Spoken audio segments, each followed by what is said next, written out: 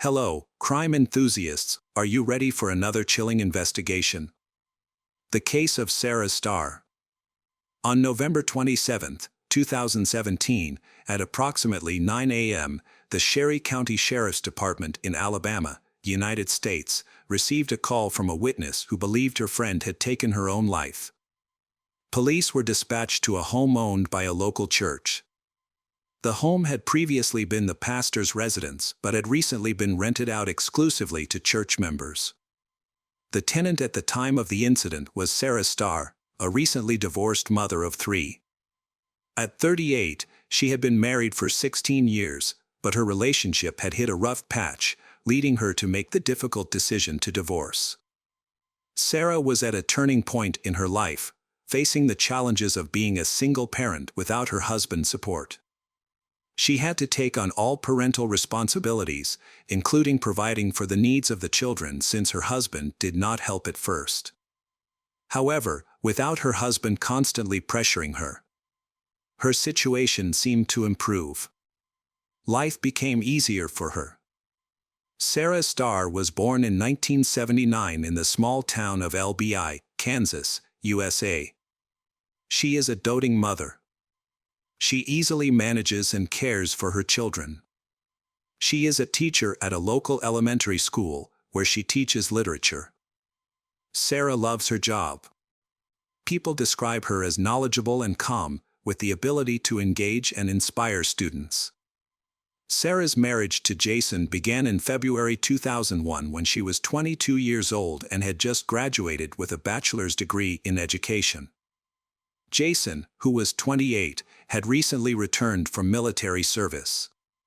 He had previously been married and had a son, but after facing disagreements with his first wife, they divorced. He was immediately drawn to Sarah's kindness and beauty. Initially, their marriage seemed stable and happy, and Sarah often shared how well things were going. However, there were growing concerns among friends and family about Jason's behavior. Many noticed that he would frequently insult and humiliate her in public. After 5 years of marriage, the couple had twins, then another set of twins, which was quite a rare event. She was overjoyed to become a mother of 4, but Jason was unhappy. The couple lived in a small town of Colby, Kansas, where they grew up, but they decided to move to Alabama. They rented a house in their new home and Jason found a job. In addition to his main job, he started a business. Meanwhile, Sarah became a stay-at-home mother, taking care of 4 young children and managing household chores. It was a lot of work, but she did it well. However, Jason's income was not enough, so Sarah took on a part-time job at a school. This increased her workload while her husband did not provide much support. Sarah found a strong community of believers and became an active member of her local Baptist church. Her easygoing, outgoing personality helped her settle into her new environment. In 2016, she became a 4th-grade teacher at a nearby elementary school. People described her as a very positive and friendly woman. However, behind her cheerful exterior, she faced difficulties, especially after she gave birth to her second set of twins. Jason felt overwhelmed. He often lost his temper with Sarah because of the noise from the children, lack of sleep, and the mess they made. Sarah admitted that she was exhausted by this marriage. She decided to divorce and moved into a house provided by the church for a small fee and began the divorce process. Because of Jason's business, along with the division of assets and child custody, the divorce process could drag on for years. Fortunately, she had the support of her church, which helped her through the difficult times. Although Sarah was a devoted mother and managed her responsibilities well, the ongoing hardships took a toll on her mental health. She became increasingly anxious, frequently arguing with her husband, with Jason saying that Sarah focused on spending his money on unnecessary items and was addicted to shopping. This behavior worsened after their divorce, leading to significant financial difficulties. These made it difficult for her to sleep and she suffered from mild depression. When Sarah decided to move out of the house she shared with Jason, she asked her friends, Dana and Lawrence, a married couple, for help. They later remembered how anxious Sarah seemed during the move. She hurriedly tried to load her belongings into the car but kept forgetting items, forcing her to run back and forth from the house to the street multiple times. This frantic behavior raised suspicions about her mental state. Sarah was particularly worried that Jason might return while she was moving, as she didn't want him to find out and interfere. When Sarah and her friends arrived at her new home, Jason appeared. Lawrence then asked Jason not to enter, and Jason complied. Jason lingered near the house for a while before leaving. Lawrence recalled that when Jason appeared, Sarah was very scared. She was shaking and crying, and she had been suffering from stress and anxiety for a long time. She truly believed that Jason had come to harm her, especially since he had previously threatened her with violence if she asked for help. 2 years later, the divorce was finalized. They decided to share custody of their children. At that time, their twins were 12 and 7 years old. Jason was also ordered to pay monthly child support to all 4 children and his wife, who was still struggling financially. The divorce had a significant impact on Jason's finances. He was ordered to pay $3,000. At the time, Jason was earning over $6,000 a month, meaning the court ordered him to pay half of his income to Sarah. However, she did not receive any of his assets, so she continued to live in the church. Jason also moved out, but to a house near his ex-wife's house, where he now lives with his mother. On November 27, 2017, Sarah was expected to return to work after Thanksgiving, but she did not show up for class that morning, which was very unusual for her. Colleagues were unable to contact her as she did not respond to messages on various platforms, raising concern about her behavior. Some teachers speculated that something serious might have occurred. Consequently, a colleague was sent to check on her. Tragically, at around 8:30 a.m., they discovered Sarah outside her home with multiple gunshot wounds. Police determined that Sarah was likely the victim of a violent attack. They found that she had left her home around 6:30 a.m. to go to work but was shot in the chest shortly after. An unknown assailant had fired a shotgun at close range, also wounding her in the head. Neighbors later informed the police that they had heard gunfire that morning. However, since it was a rural area where hunting was common, they did not think much. In these regions, residents often use firearms for hunting or to deter wild animals. Forensic experts found no fingerprints or tire marks at the crime scene. However, it was soon discovered that Sarah had just gone through a complicated divorce from her husband, which aroused the police's suspicions. Initial witnesses: Dana and Lawrence told police that Sarah's divorce followed a difficult marriage. During the final months of the divorce proceedings, Sarah expressed fear of her husband, believing that he might try to harm her. Jason lived only a few minutes' walk from her rented home. With this information, the police began to focus on the prime suspect, Jason. He was brought in for questioning, but he denied any involvement in Sarah's murder. He was released a few hours later when his alibi was confirmed. He had breakfast at a restaurant with his children, as evidenced by surveillance camera footage and witness testimony. Although Jason was released, suspicions surrounding him remained as Jason had a strong motive to harm Sarah. Furthermore, Sarah's friends and family confirmed that she was terrified of Jason. A press conference was held to update the public on the investigation, during which it was announced that the state governor had offered a $5,000 reward for any information leading to Sarah's killer. A local resident later added another $500 to the reward fund. Unfortunately, these efforts were fruitless. Police asked for the public's help in providing vital information to help move the case forward, but no leads came up and the case stalled for years.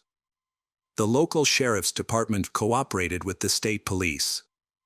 However, the case remained stalled until December 2021.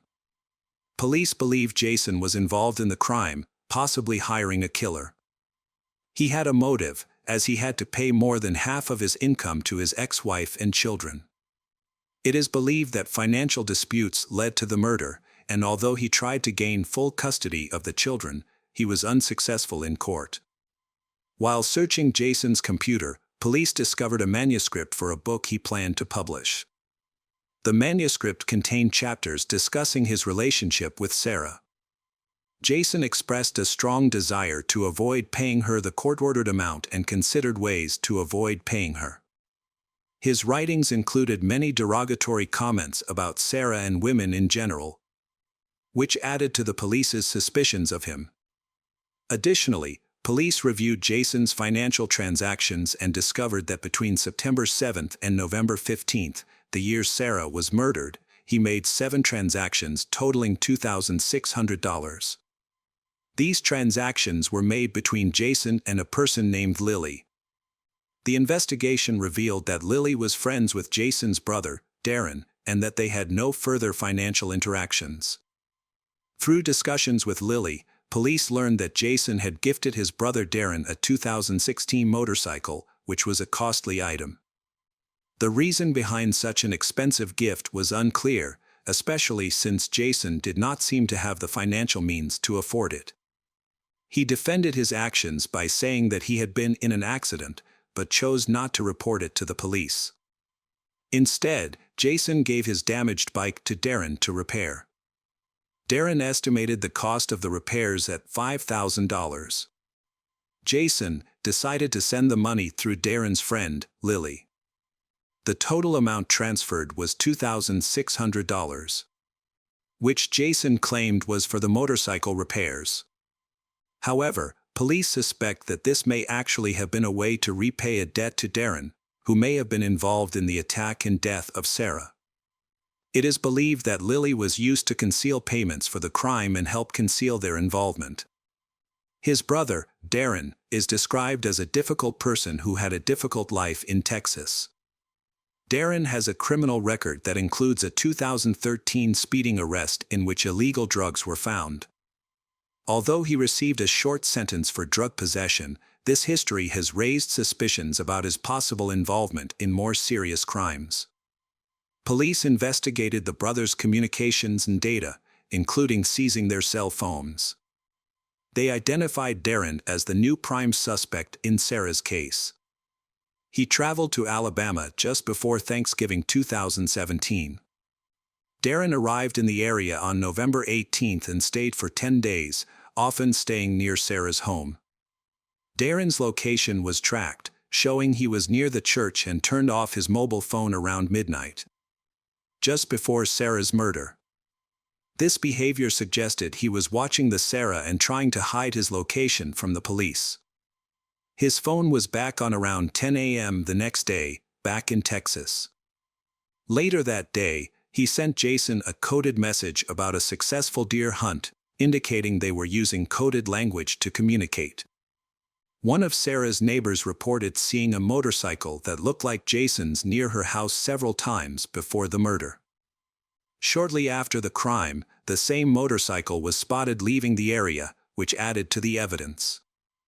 Based on this information, police determined that Jason had hired Darren to kill his ex-wife, leading to serious charges against both men. In December 2021, Jason requested a lawyer and denied any involvement in the crime, confidently asserting that the police would have no evidence against him. However, he later confessed to killing Sarah, repeatedly stating that he was guilty. Despite his confession, he was released on bail pending a hearing, requiring him to wear an ankle monitor. His trial is set for June 27, 2022. Darren's situation was quite complex. He went into hiding, prompting a nationwide FBI manhunt. His photo was widely distributed, and initially, a $10,000 reward was offered for information leading to his capture, which later increased to $22,500. On February 5, 2022, Darren turned himself in Texas. He chose not to plead guilty and waived his right to wait for the hearing while under house arrest, instead opting to stay in prison until the trial started. Throughout this period, Jason and Darren frequently spoke on the phone, but their conversations were monitored, and they did not discuss anything that could be used against them. The preparation of the case was delayed because there was a lot of circumstantial evidence but not enough direct evidence. After the police completed their investigation, on September 11, 2023, the trial of Jason Starr and Darren Starr finally began. The prosecution aimed to determine Jason's financial motive, emphasizing that he did not want to pay more than half of his income to Sarah. They presented substantial circumstantial evidence, including Jason's contact with Darren's brother in Texas, his use of his motorcycle to travel to Alabama, and the transfer of money. Lily claimed that she was not involved in any wrongdoing.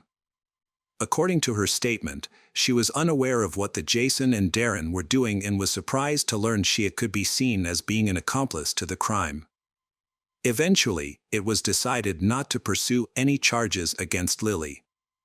The attorney pointed out that there was a lack of strong evidence. There was no murder weapon found and there were no witnesses to the attack in person or recorded on surveillance cameras. Jason's computer notes appear to be an expression of his emotions and frustration after losing custody of his children and facing significant financial burdens. These notes reflected his emotional state and not any intent to kill. Therefore, none of this could be considered direct evidence of a desire to kill. During the 10 days Darren was in Alabama, the brothers did not speak to each other. They may have used disposable phones purchased online to communicate. The lack of any physical evidence at the scene of the massacre, such as shoe prints, fingerprints, DNA, or even motorcycle tire tracks. In addition, the lawyer also presented a video showing Jason having breakfast with his children in a restaurant 10 kilometers from Sarah's house, which happened at the same time the attackers shot Sarah. Jason fully cooperated with the investigation from the beginning by allowing police to search his cell phone and computer. His attorney highlighted this point, trying to convince the jury that a true criminal would never allow such a search, especially if they knew about the evidence against them. However, this argument was not convincing, especially given Jason's behavior and his confession after his arrest. The trial lasted 6 days. The jury then spent 6 hours deliberating their verdict. Ultimately, the jury decided that Jason Starr and Darren Starr were guilty of murder and conspiracy to murder. On January 4, 2024, both were sentenced to life in prison without parole and ordered to pay a $25,000 fine. Darren's attorney later announced plans to appeal the verdict, while Jason's defense attorney remained silent on the matter due to Jason's confession to the murder. The children were placed in the care of Sarah's parents. In court, the older twin expressed a desire to cut ties with their father, stating that they no longer wanted to see him. Hello, crime enthusiasts, are you ready for another chilling investigation? The case of Jordan Graham. Montana is the largest landlocked state in the United States, known for its stunning views of the Rocky Mountains and beautiful lakes. A major attraction in Montana is Glacier Park, a vibrant tourist destination, particularly during summer. The park features approximately 700 hiking trails for visitors to explore. Cody Johnson was born in San Jose, California. After his parents divorced, his mother, Sherry, raised him on her own. They always share a close. Eventually, Sherry decided to leave California and move to Montana with Cody. He is a kind, cheerful, and humorous person. He enjoys spending time outdoors, participating in activities like fishing and hiking, but his greatest passion is cars. He collected, repaired, and raced them with friends. After graduating, Cody found a job assembling custom cars, which he naturally enjoyed. His boss was his close friend Cameron, and Cody's career was thriving. However, he dreamed of settling down, meeting someone, and starting a family to fully establish himself in Montana. Cody's bachelor life was about to change. In 2011, he met and started dating Jordan Graham, a 21 years old. She was shy and reserved, only opening up when she felt comfortable. Jordan shared Cody's love for nature and travel. They spent a lot of time hiking together in beautiful Montana locations, especially enjoying visits to Glacier Park. Jordan loved children and often babysat for her friends, expressing her dream of having her own child. She came from a religious family with strict rules, including a ban on sex before marriage. Cody told friends that he really liked Jordan, and he began attending church with her friends and family. He shared that their relationship was growing stronger, and he was so in love that he told his mother he had found the person he wanted to spend the rest of his life with. In December 2012, Cody announced his engagement to Jordan on social media. Friends were thrilled about the engagement. 6 months later, on June 29, 2013, Cody and Jordan got married in an outdoor ceremony. They appeared to be the happiest and most perfect couple. They received many congratulatory speeches, making the event truly wonderful for them. After the long and significant day, they moved into their first home. Instead of going on a honeymoon, they decided to spend their free time working on the house. Cody took a week off from work and was expected to return on July 8, 2013. On Sunday, July 7th, Cody had plans to go kayaking with his father-in-law, Stephen. However, he later contacted Stephen to cancel, mentioning that Jordan had a surprise for him. He and Jordan attended an afternoon church service and then went for a walk by the lake. After the walk, Cody did not return to work, which was unusual for him. His boss, Cameron, became worried and decided to visit his home. Finding no one there and no signs of a break-in, Cameron checked the garage for Cody's car and found his phone, which he usually kept with him. Cameron then reported Cody missing to the police. The detectives first needed a statement from Cody's wife, Jordan. She explained that on their way back from Dairy Queen, Cody received a call and talked for about 30 minutes. She didn't know who called, but Cody appeared clearly agitated by the end of the conversation. When they arrived at Jordan's house, she realized her phone was low on battery and she had left her charger at work. She got back in her car and went to work, leaving Cody in the garage. Later, she received a text from Cody saying he was going for a ride with someone. When she returned home after work, she found her husband was not home. He had gone out in a dark-colored car with Washington state plates. This is nothing unusual, because Cody loved cars and often went to races with new friends, sometimes late at night. She did not report him missing for fear that if he returned, he would realize she had overreacted. Cody and Jordan's group of friends quickly set out to access Cody's social media accounts, hoping to find information about his whereabouts. They obtained a call log and learned that he received a call from a Washington number around the time Jordan mentioned. Since Jordan recalled seeing a car with Washington plates, this was already a lead. The police traced the plate to a man named Jose. Upon questioning, Jose explained that he had called Cody about some tools he had borrowed. The conversation was ordinary, and Jose couldn't recall anything significant related to Cody at that time.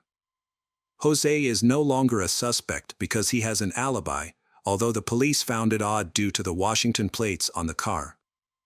It's been 3 days since Cody was last seen and police still have no more leads. The search for he intensified. Everyone joined the search day and night. Volunteers joined in, and his family and friends did everything they to find him. They visited the police station to answer various questions, but the responses often didn't align. Jordan was mistaken in her testimony when talking about her time and actions.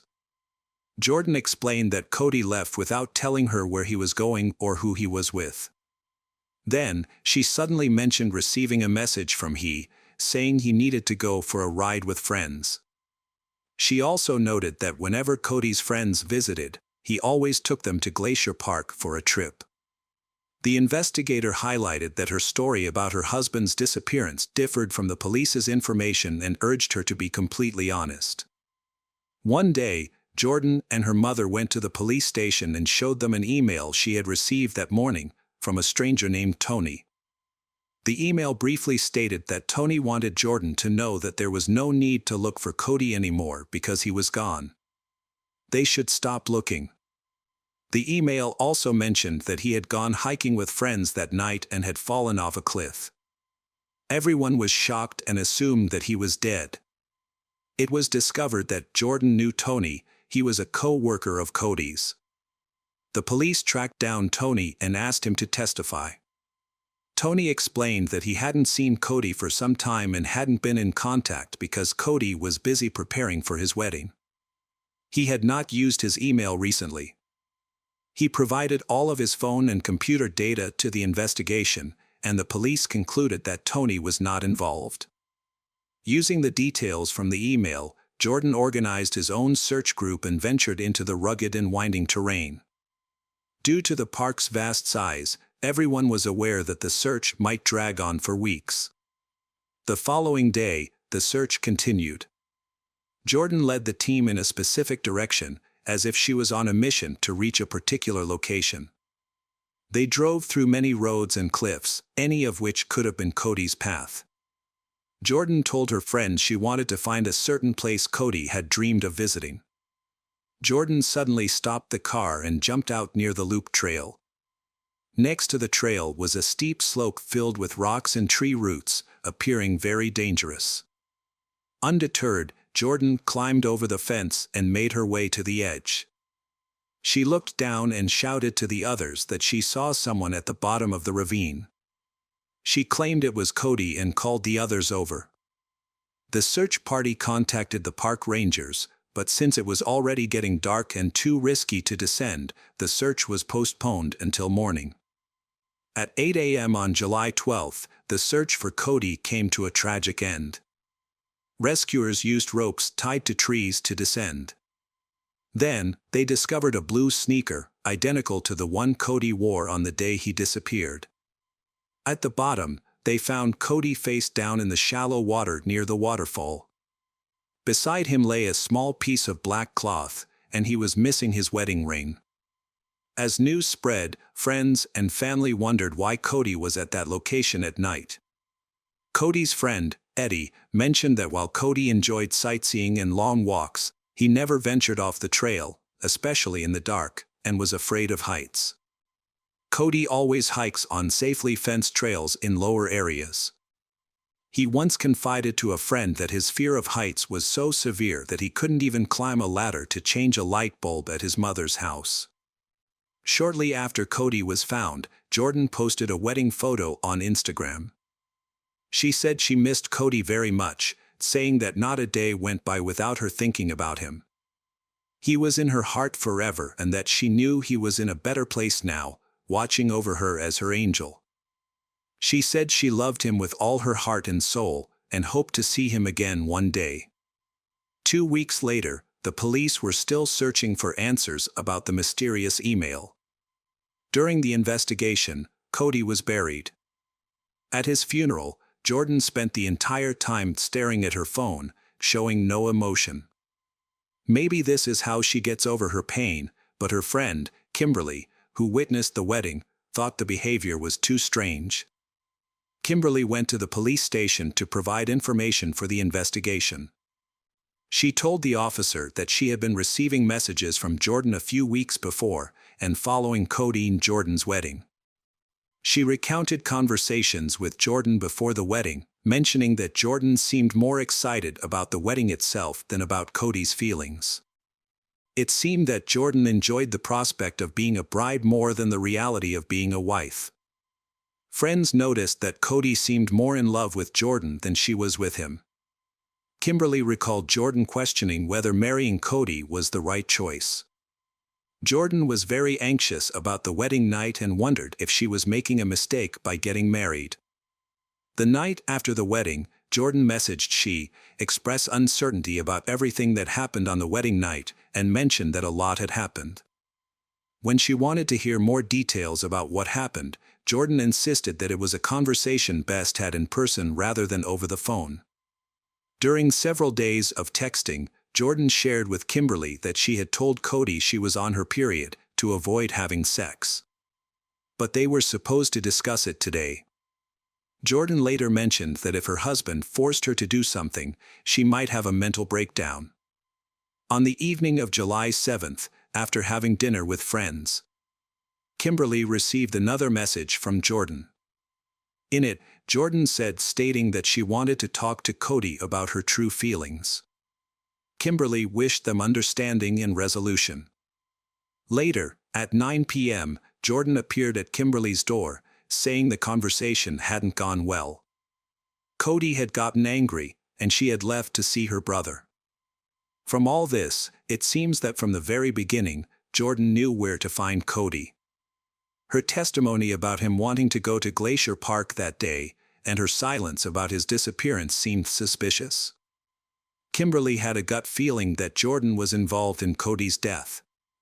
Detectives were already skeptical of Jordan's story, given the numerous inconsistencies in her account. Their suspicions grew when Kimberly provided evidence in the form of text messages. Then, the police discovered the IP address of the email, which revealed that it was created and sent from Jordan's father's house. This contradicted Jordan's claim that Cody had left that night and they spent it apart. Recordings of phone conversations revealed that Jordan was lying, as both phones and their owners were in Glacier Park at 9:15 p.m. Using this time frame, police obtained CCTV footage from the park's entrance, which showed Cody's car and both Cody and Jordan inside. Jordan was then asked to come to the police station and tell the truth about what happened that night. During questioning, Jordan was forced to recount what happened on the day of the incident. She revealed that she had opened up to Cody about her feelings, which led to a heated argument. Cody suggested that if she truly felt this way, they should consider annulling their marriage. However, Jordan was hesitant, fearing the potential damage to her reputation that would come with getting divorced just 8 days after their wedding. Then, they got into their car and drove to a national park, and they continued their argument. At one point, Jordan mentioned something about a blindfold. As they walked across a bridge and climbed over a fence, their argument escalated. Jordan suggested that they should wait a bit before getting married, but Cody disagreed. They continued to argue. Eventually, Cody tried to grab she. However, she said the incident that followed was a result of anger. Despite her assertion that it was an accident, but the policeman did not believe it. Instead of running for help, Jordan attempted to forge an email on her father's computer. The question remains as to why Cody the need to climb over the edge of the cliff, especially if he was afraid of heights. Even for those who aren't afraid of heights, climbing a 300-foot cliff in the dark and blindfolded is a huge challenge. According to recent information, Jordan was charged with the murder of Cody Johnson just 8 days after their wedding. She will be released, but placed under house arrest and must undergo a psychiatric evaluation. Friends of Cody believe that everything is progressing well and that justice will soon be served. Jordan was initially arrested and charged with second-degree murder and perjury. But these charges were later increased. The prosecutor's office first charged Jordan with second-degree murder for allegedly pushing her husband, Cody, off a cliff in Glacier National Park. However, her charges were later upgraded to first-degree murder. Some of Jordan's friends, who have known her since childhood, mentioned that she was crying hysterically before reaching the altar and seemed to have no joy about getting married. Many people noticed her strange behavior, observing that she acted as if nothing had happened, showing no emotion. When Jordan's trial began, her defense team argued for a second-degree murder conviction, claiming it was an accident during a heated argument. However, the prosecution insisted it was more than an accident. Evidence suggested that Jordan told Cody she had a surprise for him, and a bandage-like item was found near the body, indicating a deliberate act. Additionally, phone calls, text messages, a fake email, her failure to notify anyone of her husband's disappearance, and her lack of emotion after the incident strengthened the prosecution's case, suggesting that Jordan may have planned the murder and intended to blame someone else. On the second day of the hearing, prosecutors gathered evidence that undermined Jordan's defense strategy. During the trial, a video of the police interrogations was shown, revealing to the jury how she lied to the police sergeant. She also deceived her own sixth brother, who testified that during the search, he cried and begged her to tell the truth, but she lied again. On December 13, 2013, just 4 days after the trial began, Jordan's defense announced that she entered the courthouse as a free woman and left in handcuffs. She surprised everyone by changing her plea to second-degree murder. Jordan stood before the judge and admitted the truth about what happened in Glacier National Park. She said at the time she wasn't considering the consequences and recklessly pushed Cody. When she pleaded guilty, Cody's mother began to cry. Contrary, her parents remained silent throughout the trial and left the courthouse quietly at the end, leaving their daughter in the custody of the U.S. Marshals. As a result of her guilty plea, Jordan Graham was sentenced to 30 years in prison without the possibility of parole. In exchange, prosecutors dropped the first-degree murder charge and 1 count of perjury. Jordan filed an appeal to withdraw her guilty plea on March 26, 2014, but the appeal was denied. After everything ended, Cody's friends tried to make sense of what truly happened. They insisted that, despite any anger or frustration Cody felt towards Jordan, but he loved her. He would be willing to end the marriage if it would make Jordan happy. No one could figure out why Jordan killed her husband. She came from a religious family with strict rules, and perhaps in her youth, she made some mistakes and feared confessing to her husband. Alternatively, due to her parental upbringing, she may not be ready for a marital relationship, leading to psychological trauma and shyness towards men. Hello friends, welcome to our channel. Today we're going to take a look at another horrible case with you. The case of Lauren Giddings. Lauren Teresa Giddings was born on April 18, 1984 in Tacoma Park, Maryland. She grew up with her 2 older sisters, Sarah and Caitlin. Her parents, Karen and William, maintained a warm and friendly atmosphere in the family. From a young age, she was always studious and religious. She was a member of St. Mary's Catholic Church and attended church from kindergarten through 8th grade. In 2002, at the age of 18, Lauren graduated from high school. That same year, she went to Georgia to attend an academy, where she studied until 2006. After leaving the academy, she returned home and worked at the National Public Policy Center in Washington. In 2008, she returned to Georgia to study law at Mercer University. Lauren was a blue-eyed, blonde with an athletic build who loved nature and animals, especially her pet dog, a Pekingese. Her relatives described her as a kind person who respected others' opinions. Sarah later noted that during college, Lauren transformed from a shy person into an active young woman with many friends. She was the pride of her family, and they had high hopes for her. However, her move to Georgia set off a series of unfortunate incidents that led to a tragic end. Mercer University is located in Macon, a city in central Georgia, right across from Lauren's dorm. Most of the people living in the dormitories are university students, and they usually know each other. Among them was Stephen Mark McDaniel, who lived near Lauren's room and was also in law school. Both are members of the Federalist Society, an organization of some 60,000 lawyers, both those studying and those already practicing. Lauren served as president of the society, while Stephen served as vice president. This was their only relationship. Stephen was known to be quiet. He was not very social and rarely drank. Lauren, on the other hand, was very attractive, had many interests, and maintained a busy schedule. Before they met at university, Stephen and Lauren had very different lives.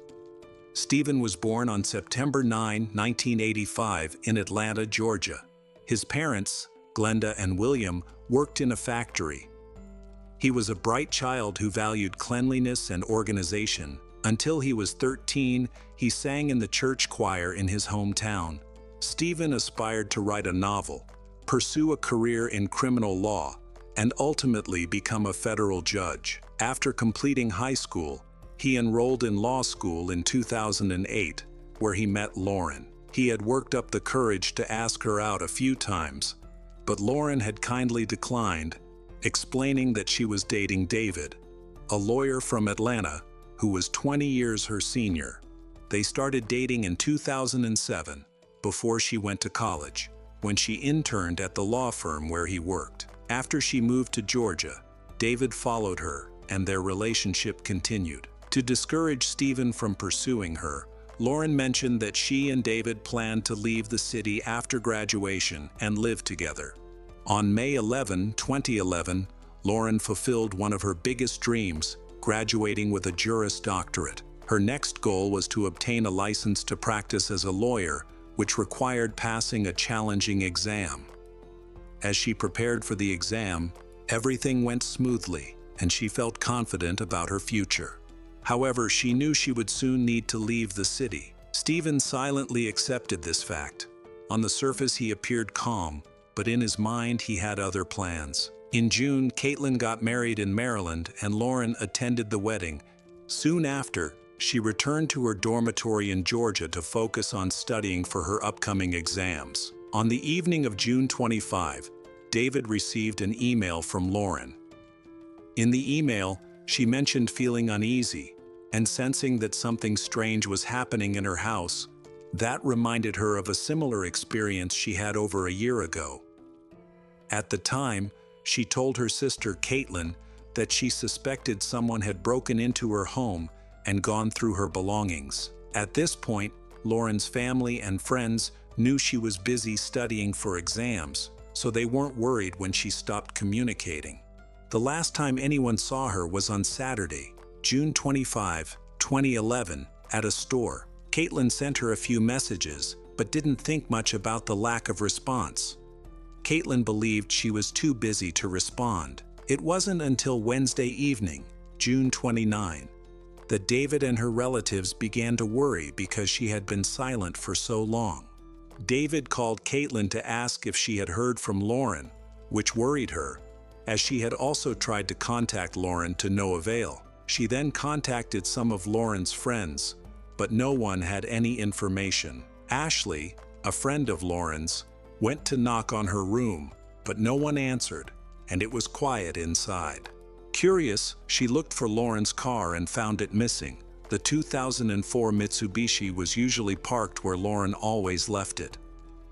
Ashley remembered that Lauren had shown her where the spare key was in case of an emergency, so she used it to get into the apartment. Everything was in order.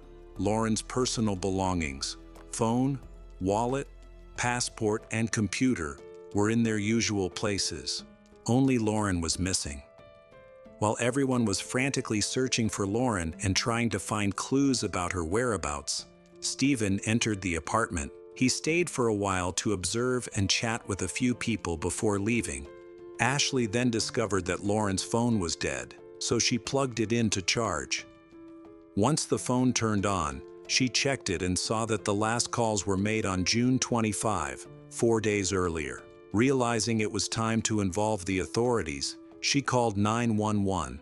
A few minutes later, police officers from Mercer University arrived and relayed the information to the Macon police. After midnight, police officers, along with Lauren's friends and neighbors, began searching for her. At 3 a.m., after a thorough check of the dormitory area, the police left without any news about Lauren.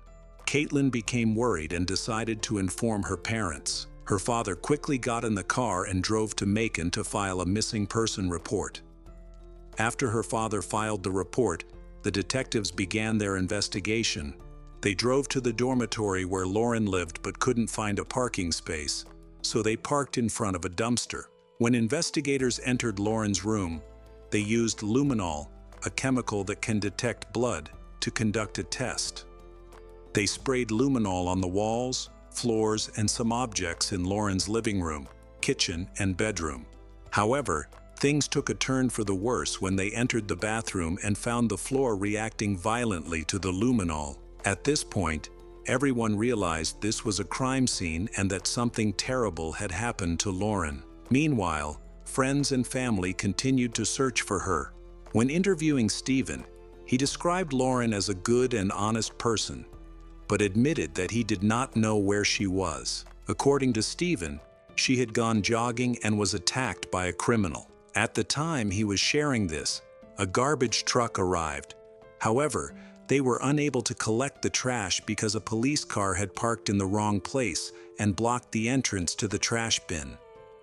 This was a pivotal moment that helped investigators quickly uncover the truth about what had happened to Lauren.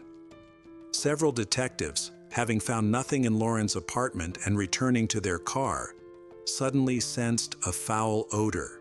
It was the smell of death. They traced the odor to the garbage containers and began to investigate them. Inside one black plastic bag, they discovered a decomposing human torso. After examining it, the detectives concluded that it was likely the remains of a female, probably belonging to Lauren. While Stephen was talking to a reporter, a press officer interrupted to announce that the police had just discovered a body in a trash can behind the house. Initially confused and silent for a few seconds, Stephen then asked again about the body. He stammered that he needed to sit down, turned away from the camera, walked a short distance, and sat down near some bushes. Throughout this, the media operator captured his reactions. He appeared pale and was visibly shaking. Then, on the night of June 30, Stephen voluntarily went to the police station to provide a statement. The questioning lasted for 12 long hours. When asked about Lauren, he said he always noticed when she left or entered the dormitory. Even though he did not speak to her directly, he could hear or see her passing by his window. Furthermore, he claimed that he was always aware of all the activities in the dormitory. After being questioned, Stephen allowed the police to search his home, including his bedroom, where they discovered a rope, several weapons, blood-stained blue gloves, a master key to open the apartment door, and a pair of women's underwear. The investigators also seized Stephen's car, where they found more bloodstains. They found his computer, which contained conversations on a blog under the alias Sun. In this blog, he wrote about women and violence. In another post, Stephen discussed a situation that seemed to involve Lauren. He mentioned that he had been consumed by thoughts of one person for a long time, someone he wanted to protect from harm. If given the chance, he would have fought against anything that could hurt her without hesitation. But his mental struggles prevented him from doing so. He couldn't even confess his feelings to her, leaving him to watch her from afar. On Stephen's computer, many compromising photos were discovered, including pictures of Lauren. Additionally, a hacksaw with bloodstains was found in the tool cabinet, suggesting that a disturbing situation had occurred. Detectives concluded that Stephen had committed a heinous crime against Lauren. The evidence collected was sufficient to officially arrest Stephen McDaniel on July 2, 2011. On July 6, DNA tests showed that body parts found in a trash can belonged to Lauren. In August 2011, Stephen was charged with murder. Police thoroughly searched the dormitory and surrounding areas for other body parts, but found nothing more. Despite overwhelming evidence, he maintained his innocence during the early stages of his detention. After examining the contents of Stephen's computer, investigators discovered that he had been monitoring Lauren's accounts and social media.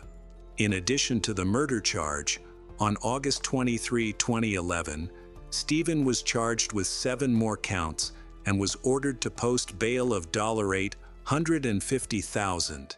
a huge amount of money for him and his family.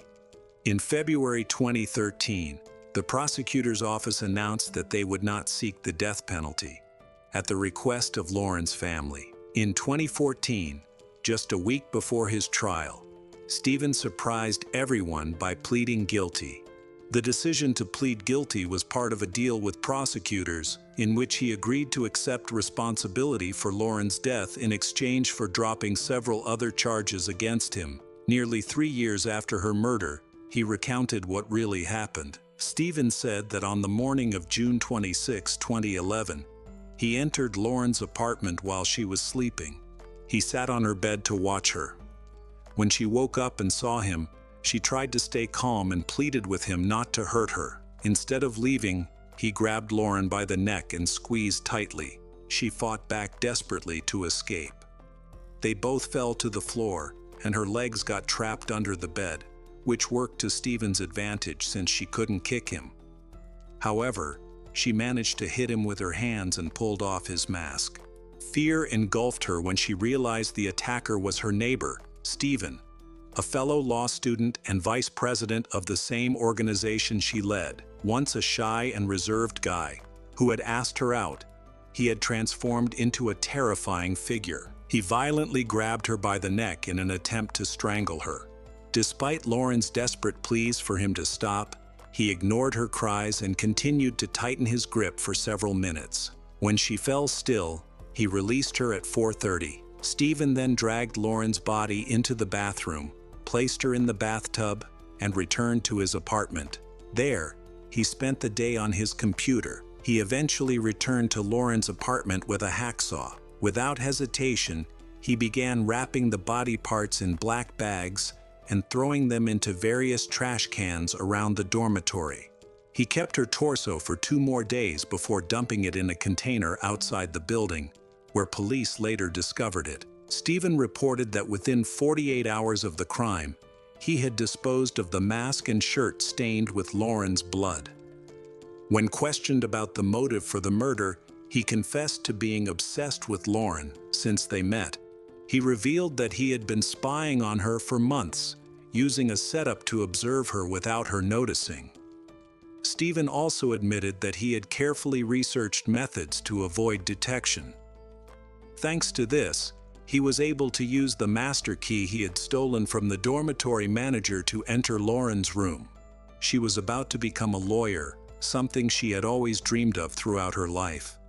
However, she had no idea that Stephen, who had been secretly watching her, would completely transform her life. After a trial in 2014, Stephen Mark McDaniel was convicted of a violent crime and sentenced to life in prison, with the possibility of parole. After receiving the verdict, he began to do everything he could to regain his freedom. Despite admitting guilt, he maintained that he did not abuse Lauren. Stephen also shared with investigators his irrational belief that Lauren was still alive. He claimed to have a split personality, which he said made it difficult for him to explain his actions, yet he continued to follow his daily routine. He expressed feelings of remorse and stated that he missed Lauren greatly, but he understood that he could not expect forgiveness from her family.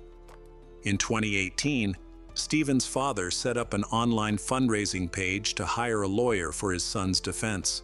However, the campaign was met with strong opposition from Lauren's family and friends, leading to its immediate cancellation. As a result, Stephen was forced to represent himself at the hearing. He argued that his rights were violated in the original sentence. Additionally, he criticized his previous lawyers for not defending him adequately, but his request for a review was denied. He subsequently appealed to the Supreme Court of Georgia and then to the Supreme Court of the United States, but both appeals were rejected. In January 2022, as well as in May and December of that year, he attempted to have his trial reviewed, but was unsuccessful. In January 2023, nearly 9 years after pleading guilty, he filed another appeal seeking to reduce his parole eligibility period. This time, he submitted a petition to the federal district court. But, as before, his appeal was denied. Stephen's mother struggled to accept the painful reality of her son's involvement in the murder. His grandfather expressed deep sadness, reflecting on the 25 years during which he had been proud of his grandson, but now found it hard to recognize him. During a visit to the facility where Stephen was held, the grandfather felt as if he were seeing a different person. Overwhelmed with despair, he left and chose not to visit Stephen again.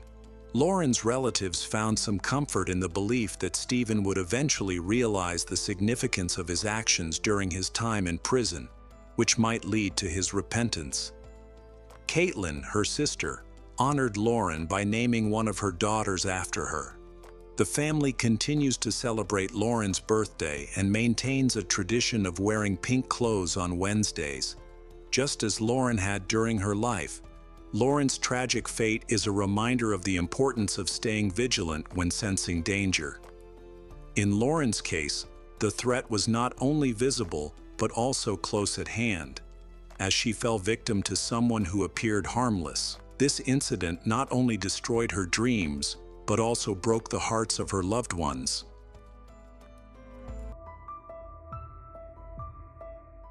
Welcome back to our channel. Today we will explore a new case. The case of Rachel Barber. The story from 1999 in Australia. Rachel Barber was born on September 12, 1983, in a small town in Melbourne, Victoria, Australia. She is the eldest of 3 daughters. Rachel's parents, Mike Barber and Elizabeth, lived in a middle-class neighborhood, and the girl grew up in a very loving and close-knit family. From a young age, Rachel had a deep love for classical music and a passion for dance. Her parents decided to enroll her in a ballet class. After a few lessons, they were convinced of her talent. To support her creativity, they set up a makeshift studio at home where Rachel could continue her lessons. As time went on, Rachel transformed into a beautiful young woman. She had a slender body and was popular among her friends, but despite this, she was quite shy and reserved. Her commitment to dance made it difficult for her to keep up with her schoolwork, and she worried that her academic struggles would hinder her progress in dance. This concern led her to ask her parents to allow her to transfer from her regular high school to a dance academy called Dance Factory, where she could fully focus on her passion for dance. Her parents supported her desire to pursue her passion. After enrolling in the dance academy, Rachel quickly made close friends and met Manny Corella, a fellow dancer with whom she felt an instant connection. Their romantic relationship blossomed, and their peers affectionately referred to them as Romeo and Juliet. Rachel's life was busy and filled with a schedule, but this was not a problem for her since she was doing what she loved. Every morning, one of her parents took her to the local tram stop. From there, Rachel traveled to meet her boyfriend and friends, and together they headed to the academy. After classes, they would regroup and take the tram back, where Rachel's father would pick her up for the ride home. Rachel's life seemed idyllic. She was young, attractive, popular, supported by a loving family and a caring boyfriend. On the evening of Sunday, February 28, 1999, while the Barber family was having dinner together, Rachel received 2 phone calls, but did not disclose who she was speaking to, downplaying their significance. This moment marked a turning point for her. On March 1, 1999, the day started off like any other for the Barber family. Rachel woke up early, got ready, and left for the academy.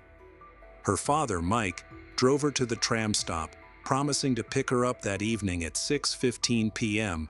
After hugging her father goodbye, Rachel met her boyfriend and her friends at the next stop, and they all headed to the academy together. Excitedly, Rachel told her friends that she would earn a significant amount of money that evening. Although they pressed her for details, she insisted it was a secret and that she couldn't share more. Given Rachel's appearance, her friends speculated that she was involved in modeling work. During their lunch break, Rachel and her boyfriend Manny visited a nearby shopping center, where she paused in front of a shoe store to admire a pair of shoes she had wanted for months but couldn't afford. She entered the store and asked the salesperson to hold a pair of shoes for her so she could return the next day to buy them.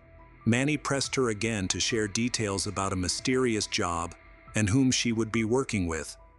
But Rachel only mentioned that she would be meeting an old acquaintance that evening who had found her a well-paying job.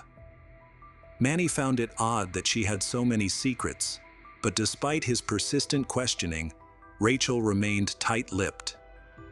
She reassured her boyfriend not to worry, claiming it was nothing significant and posed no danger. When class ended, the group gathered as usual to head to the tram stop and go home, but Rachel said she would take a different route this time to meet someone. She hugged Manny, promised to call him that night when she got home, and then left. Concern arose when Mike arrived at the tram stop at 6:15 p.m. and noticed that his daughter was missing. This was unusual for him, as Rachel was typically very responsible. Trying to remain calm, he assumed she might be late for the tram and chose to wait for her. However, as time went by without any sign of Rachel, his worry grew. Elizabeth, Rachel's mother, also began to feel anxious when neither her husband nor her daughter returned home for dinner. At 7:40 p.m., Michael called Elizabeth to inform her that Rachel was missing. They were extremely worried because Rachel had a fear of the dark, stemming from previous incidents where two men had followed her home. The parents decided to contact the police for help. The police dismissed the concerns of Rachel's parents, telling them that not enough time had passed to file a missing person report, suggested that their daughter might just be protesting and had run away temporarily. The police advised them not to worry and to go home and wait. However, her parents knew their daughter well and were certain that she would never behave in such a way. Their family communication was open and casual, and Rachel felt comfortable discussing anything with her parents. Rachel's parents sensed something was wrong and decided to search for Rachel themselves.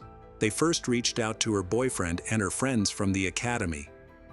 Manny informed Rachel's parents about a mysterious job-related meeting she had that night, which they were completely unaware of.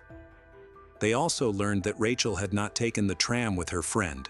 Alarmed by this new information, the parents went to the police station but were ignored again.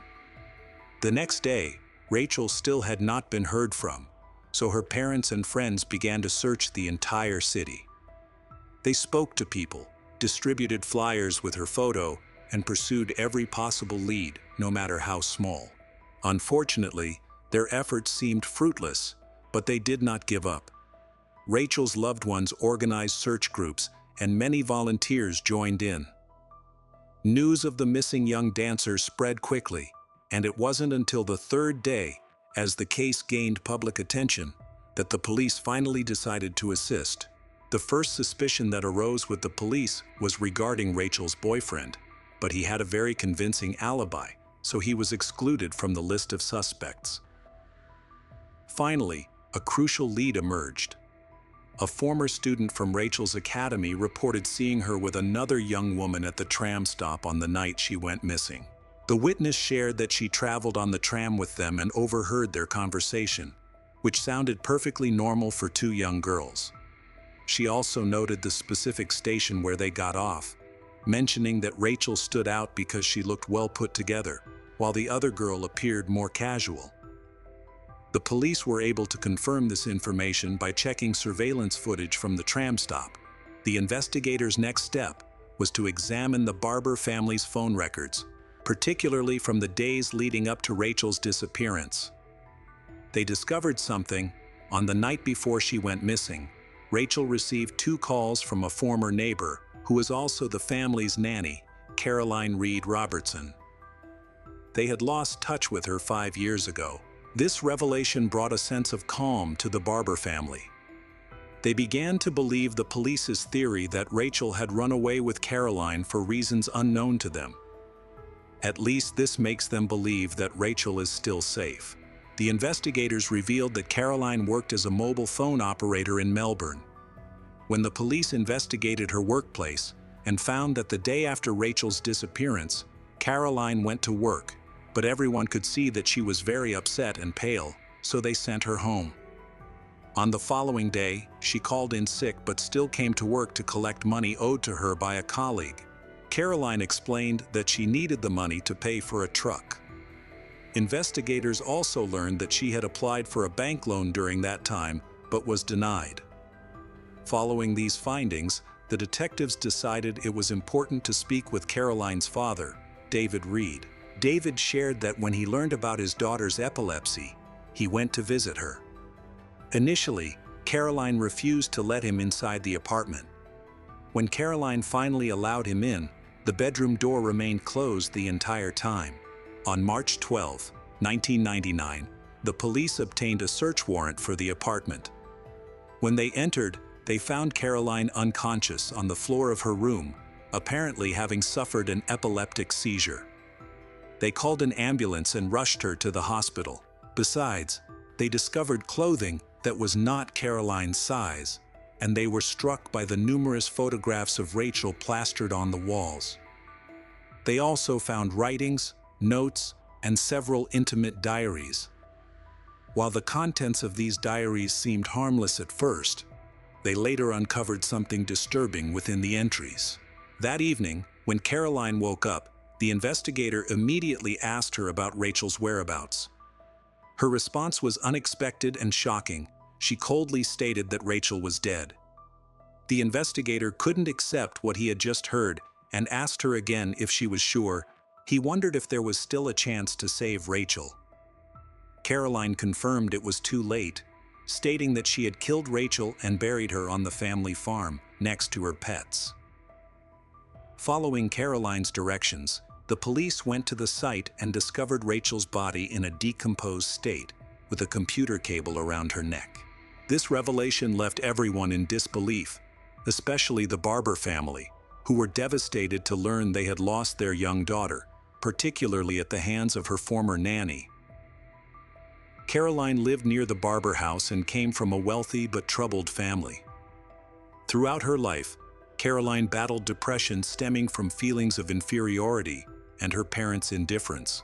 She has epilepsy, obesity, and acne, which worsened her already low self-esteem.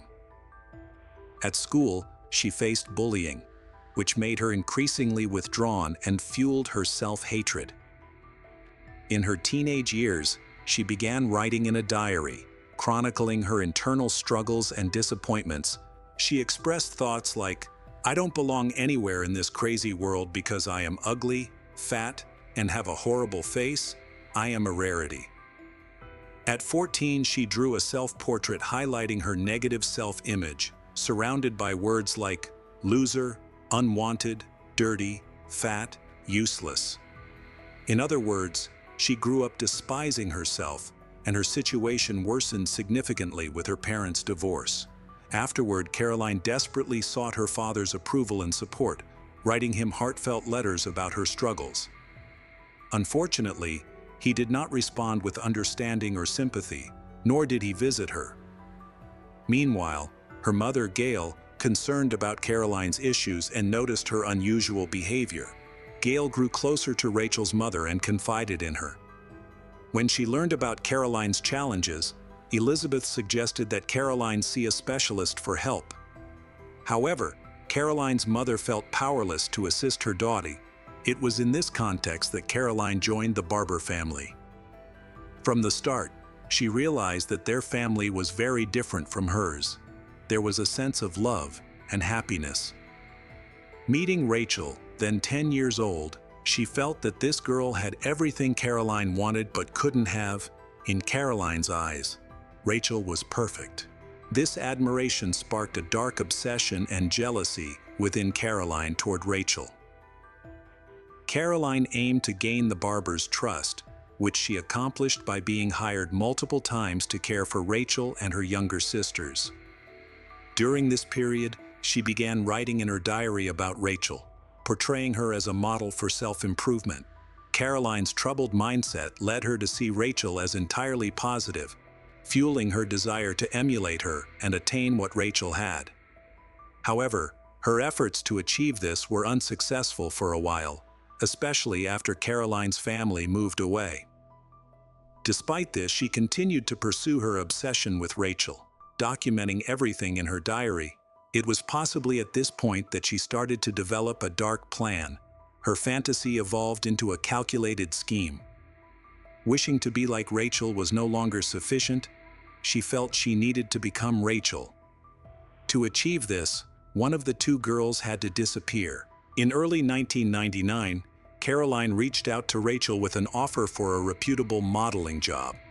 However, Elizabeth intervened, stating that her daughter was too young to work as a model. Undeterred, Caroline tried again, hoping for a better outcome. On the eve of her plans, she called Rachel to persuade her to meet. Caroline meticulously detailed her intentions in her diary, outlining every step to ensure success. For example, she wrote about poisoning a pizza with sleeping pills and instructed Rachel to claim she couldn't discuss their meeting due to confidentiality regarding a psychological study.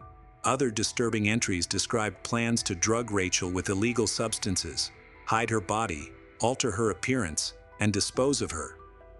One entry included reminders to check the farm on Tuesday, arrange a bank loan for a move, disguise her hair, clean the house thoroughly, and wash the carpet. These notes led investigators to conclude that Caroline acted with premeditation, having planned everything in advance. Just as planned, Caroline misled Rachel by promising her good payment to take part in a psychological evaluation, but insisted that Rachel keep it a secret. Trusting Caroline, Rachel did as she said. In her testimony, Caroline mentioned that she couldn't recall all the details of the incident but remembered meeting Rachel at the train station and then taking a tram to her apartment. Once inside, Caroline drugged Rachel with sleeping pills. The next thing she remembered was strangling Rachel with a computer cable. Afterward, she concealed Rachel's body in her closet for 2 days while she dealt with moving arrangements.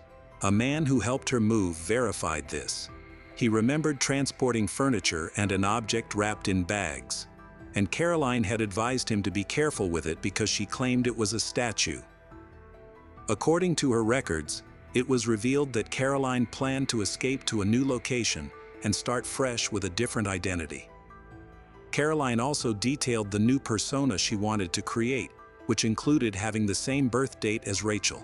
At one point, she asked Rachel's sister for Rachel's birth date to help her obtain a birth certificate and falsify the birth date on it. Caroline portrayed her new identity as a young, rebellious girl with facial features similar to Rachel's. She attempted to secure a bank loan to start a new life but was denied. Caroline Robertson was charged with Rachel Barber's death on March 13, 1999, and remained in custody until her trial in November 2000. She was sentenced to 20 years in prison, with the possibility of parole after serving a minimum of 14 years. The judge described Caroline's actions as malicious, stating that she took Rachel's life to pursue an excessive dream, motivated by jealousy of Rachel's beauty and individuality, believing that this would lead to her own success and happiness. However, the judge also noted that Caroline had a personality disorder that influenced her behavior and indicated that she posed a real danger to anyone who became the focus of her intense attention. 3 years after the incident, Elizabeth published a book called The Perfect Victim, which recounts her daughter's story. In 2009, a film about the case was released. While in prison, Caroline began a romantic relationship with another inmate. She became eligible for parole in 2013, but the Barbers, Rachel's parents, protested her early release, leading to a postponement of the decision in subsequent years. Ultimately, Caroline was granted parole in 2015. The Barbers are uncertain about her rehabilitation, but hope that authorities will monitor her behavior once she is free. Caroline's appearance had changed significantly since her incarceration, and her lawyer noted that she had transformed her behavior during her time in prison. He mentioned that she felt happier than ever while incarcerated. An innocent young girl lost her life due to circumstances over which she had no control. A troubled, unstable person mistakenly believed that taking the lives of others would grant her the qualities she envied, and that beauty was the path to happiness. Caroline clearly needed psychological help, which was evident through her behavior within her family. Unfortunately, the help she needed did not arrive in time, resulting in a tragic outcome. Hey detectives, welcome back. We've got another mysterious case to explore, the case of Lauren Malt. While at university, Karen met Nigel Malt, a man with ambitious career goals. Their relationship started off well and seemed promising for starting a family. Although Karen's mother was concerned about Nigel's rude behavior, she chose to ignore this advice. They later married and had a daughter, Lauren Malt, who was born on April 8, 2002. Initially, Karen and Nigel's life together appeared happy, and they seemed to have a bright future ahead of them. However, over time, Nigel began to manipulate Karen. He used typical abuser tactics, suppressing her emotions with lies and appealing to her feelings of pity, which made her dependent on him. She was financially dependent on her husband and was unable to continue her studies due to pregnancy, making it difficult for her to find a job later on. Nigel had a long history of addiction to alcohol and prohibited substances. By this time, he was unable to function without these substances, which led to serious consequences for his life and family. Nigel had been a kind person before, but as his addiction worsened, his personality changed dramatically. He became aggressive and cruel toward Karen. Nigel's violent outbursts increased, and he began to take his anger out on Karen, eventually leading to physical abuse. Things worsened when their daughter, Lauren, observed the abuse. Despite this, Karen fought hard to save the relationship. By the time she could no longer take it, they had 4 children together. The thought of divorce was terrifying, especially with a long legal battle ahead. Their joint assets were minimal, and the prospect of being a single mother to 4 children worried Karen. She was particularly stressed about child support and custody, fearing that her husband Nigel might try to gain custody of the children just to hurt her. At this time, everyone was tired of Nigel's irresponsible behavior. He used to earn money and support his family, but now he had started to waste almost all of his income on alcohol and prohibited substances. Karen was very concerned about the impact this had on their children, who were growing up in fear. Their father drank every day and often abused their mother in front of them. This situation could not go on forever, but Karen was patient for a long time. Despite her family and friends urging her to leave him, she stayed for the sake of her children. It became clear that Nigel could not change. Karen decided to talk to Nigel about getting a divorce, which led to another angry outburst from him. He refused to pay alimony, making his stance clear to her. However, she and the children no longer wanted to live with someone so dangerous. The conversation ended in another conflict, filled with threats, which only strengthened Karen's resolve to leave her unfit husband as soon as possible. In March 2021, Karen reported Nigel's violent behavior to the police after a violent fight broke out while he was drunk. Karen later withdrew her testimony to spare him trouble, hoping that he would cooperate and consider a peaceful divorce. However, his failure to take responsibility made the situation worse. In April, Karen experienced an even more severe beating, which left her terrified for her life and concerned for her children. Realizing she needed to take action to end the abuse, she contacted the police again to report the domestic violence. Taking advantage of the moment Nigel was taken to the police station, she decided to escape with her children to her mother's house.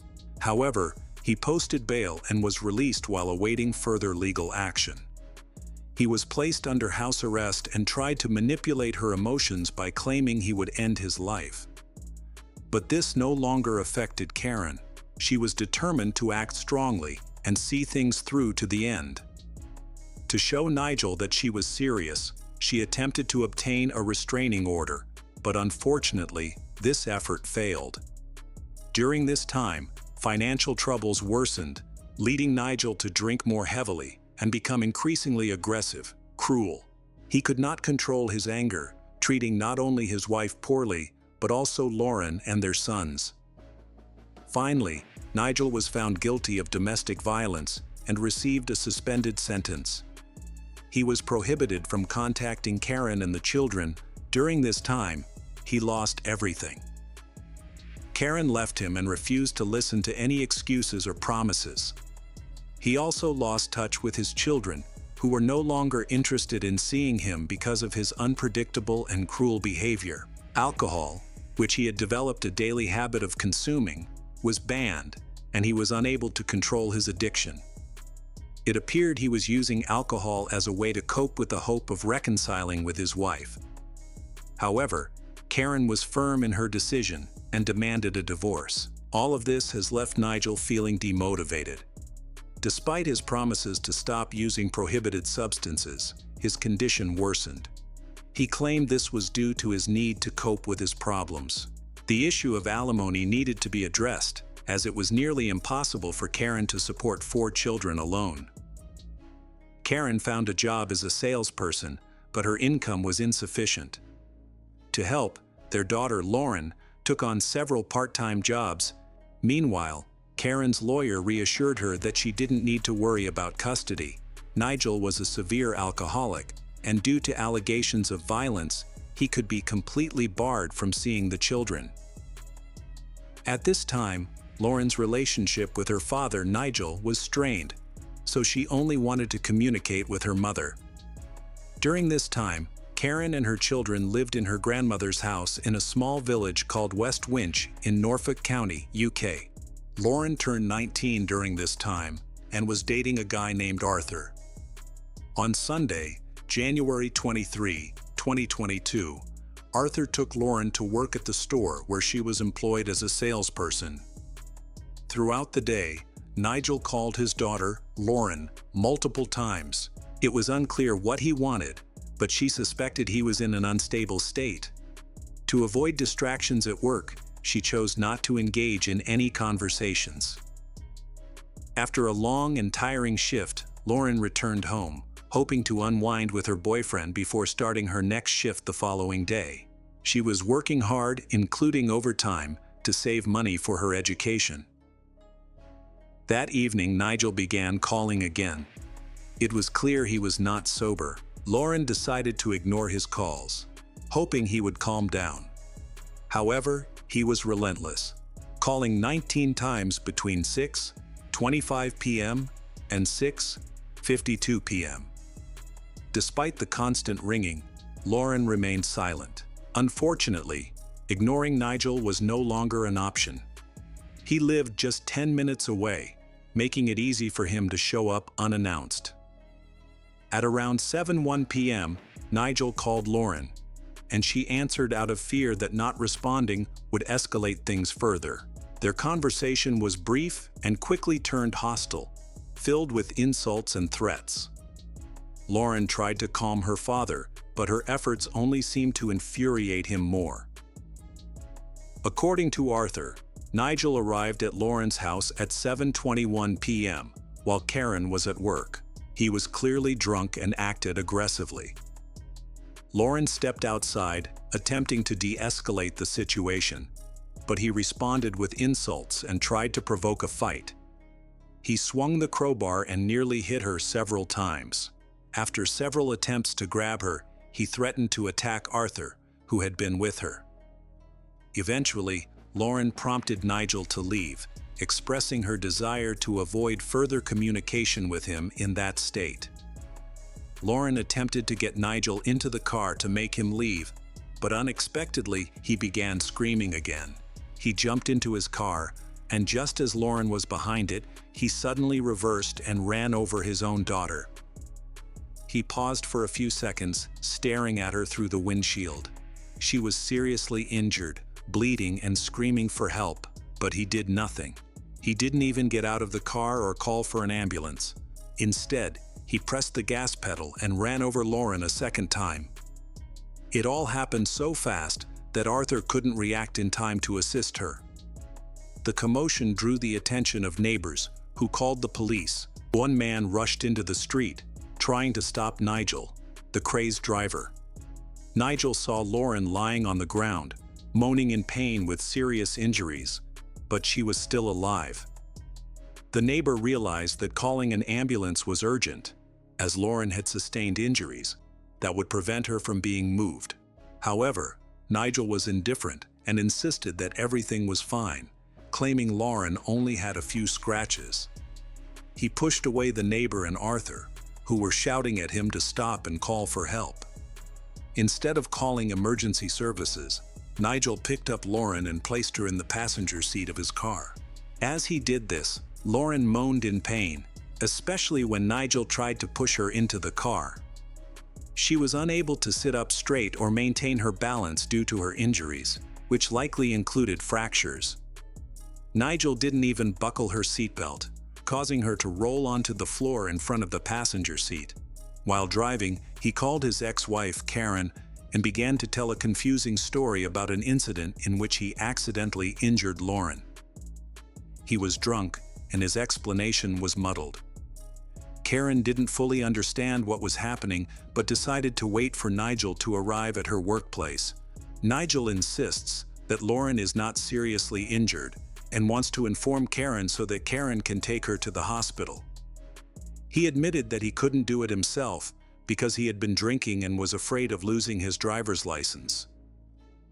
He drove directly to the parking lot in front of the store where Karen worked. Upon seeing Lauren's condition, Karen realized that Nigel had downplayed the severity of the situation.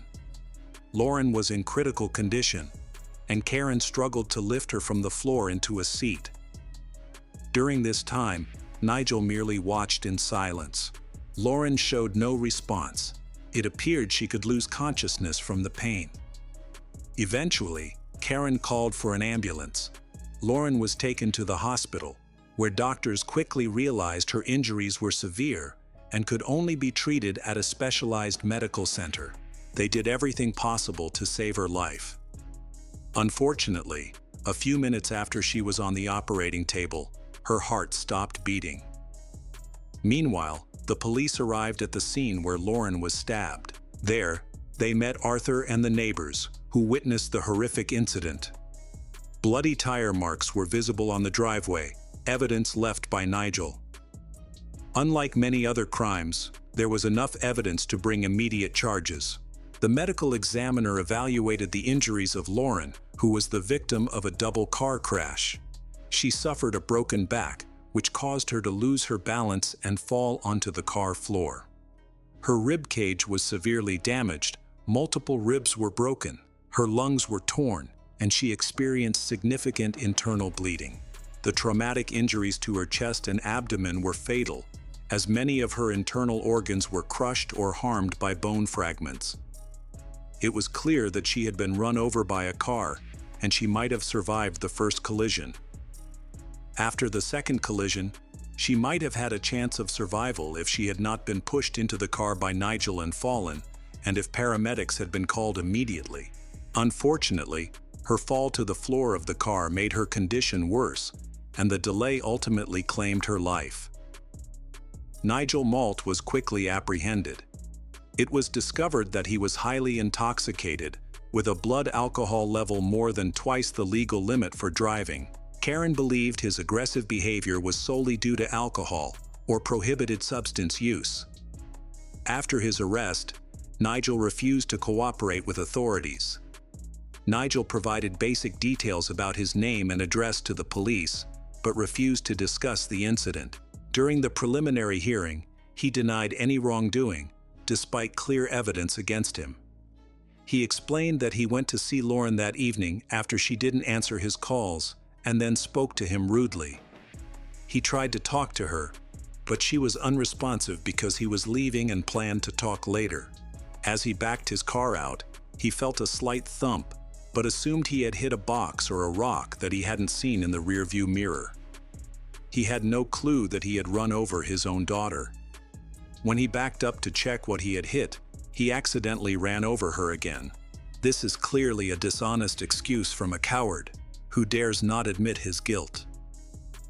The detectives observed how unemotional he was when discussing his daughter's death, and it seemed to have no effect on him. In conversations about his family, he often spoke of Karen and Lauren with disdain. This situation was completely baffling. Nigel's wife, Karen, was a good woman devoted to her family. Lauren grew up to be just like her mother, a decent person. Despite the difficult home life caused by Nigel, she avoided alcohol and other harmful substances. Instead, she focused on her education, career, and improving her life. The neighbor and Lauren's boyfriend, Arthur, contradicted Nigel's assertion that the incident was accidental. They claimed that after Nigel ran over her while reversing, he paused for a few seconds, shining his headlights on her. Nigel could not have missed her at that moment. Then, he intentionally ran over her a second time. This could not have been an accident, even if he didn't see her the first time. She was clearly in his line of sight the second time. The neighbor claimed that there was a conflict between Nigel and Lauren that evening. He described Nigel as aggressive and unkind. Even when Nigel hit Lauren with his car, he showed anger on his face and did not stop. The neighbor believed that the violence started because Lauren was simply asking him to leave. The police have obtained new evidence. While the neighbor attempted to talk to Nigel, several local residents recorded the incident with their cameras and phones from their windows. This footage was later presented in court. It clearly showed Nigel intentionally running over Lauren, and the prosecutor's office argued that the initial incident was also not an accident. Even the defense lawyer acknowledged that what happened could hardly be seen as a mere coincidence. The defense attorney focused on arguing that the murder was unintentional, but this argument lacked credibility. However, the bloody tire tracks and Nigel's tire tracks were a perfect match. Given the undeniable evidence, Nigel Malt was found guilty. In September 2022, a hearing was held where the sentence was announced. Nigel Malt was sentenced to life in prison with a minimum of 18 years before he could apply for parole. The court noted that Karen's claims of domestic violence were considered when determining the sentence. Karen's family made it clear that they would remain involved. Karen stated in a media interview that she would attend every parole hearing to ensure that Nigel did not get released. At the sentencing hearing, Nigel relied on crutches for support throughout the proceedings. He maintained his innocence, claiming the incident was an accident. Many believed he was trying to gain sympathy from the court by portraying himself as a victim, a tactic he often used with Karen. Others saw this as just punishment for a man who had killed a child. Karen had decided to proceed with the divorce, feeling ashamed to be associated with a man who killed his own daughter in a drunken rage. He had used his car as a weapon, running over her twice and leaving her no chance of survival.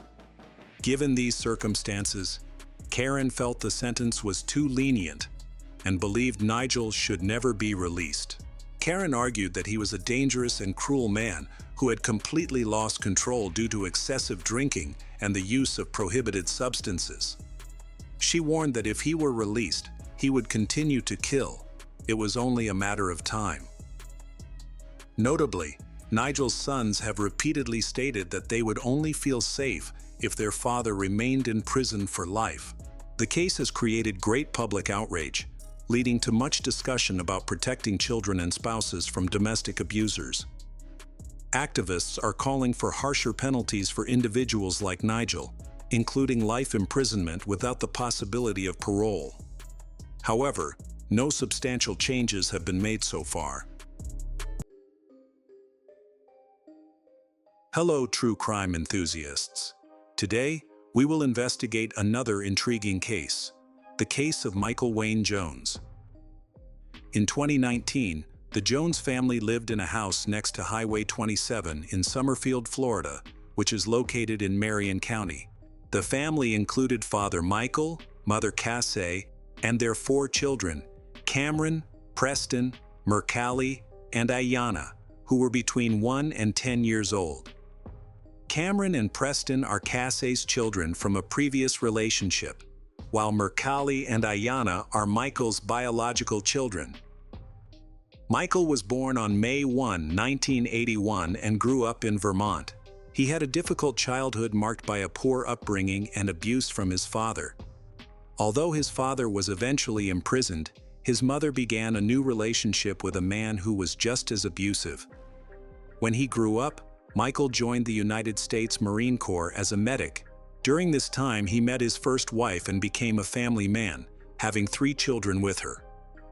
After several years of working, Michael's wife helped him get a job at a local veterinary clinic. It was there that he discovered his passion for managing a veterinary practice. During this time, he met Kase, who had a very different background. Kase was born on December 23, 1986, into a loving family with parents named Nikki and David, who provided her with a good upbringing. After graduating from high school, she moved to Florida in 2009. Kase began her career in dog grooming, starting as a groomer and later becoming a veterinary technician. Friends described her as an amazing, kind, and caring person who would readily help others. Kase and Michael first met at the veterinary clinic, which led to a significant change in their lives. Michael had a troubled past. In 2015, he was arrested for burglary after stealing money, computer equipment, and a firearm from the veterinary clinic where he worked alongside Kase. Despite this, Kase forgave him and supported him during this challenging period, even when he fled to New Mexico to escape arrest. Their professional relationship developed into a friendship and eventually blossomed into a romantic relationship. This prompted both of them to leave their previous partners and start a new family together. Michael became a stepfather to Kase's 2 children, while leaving his own children with his ex-wife.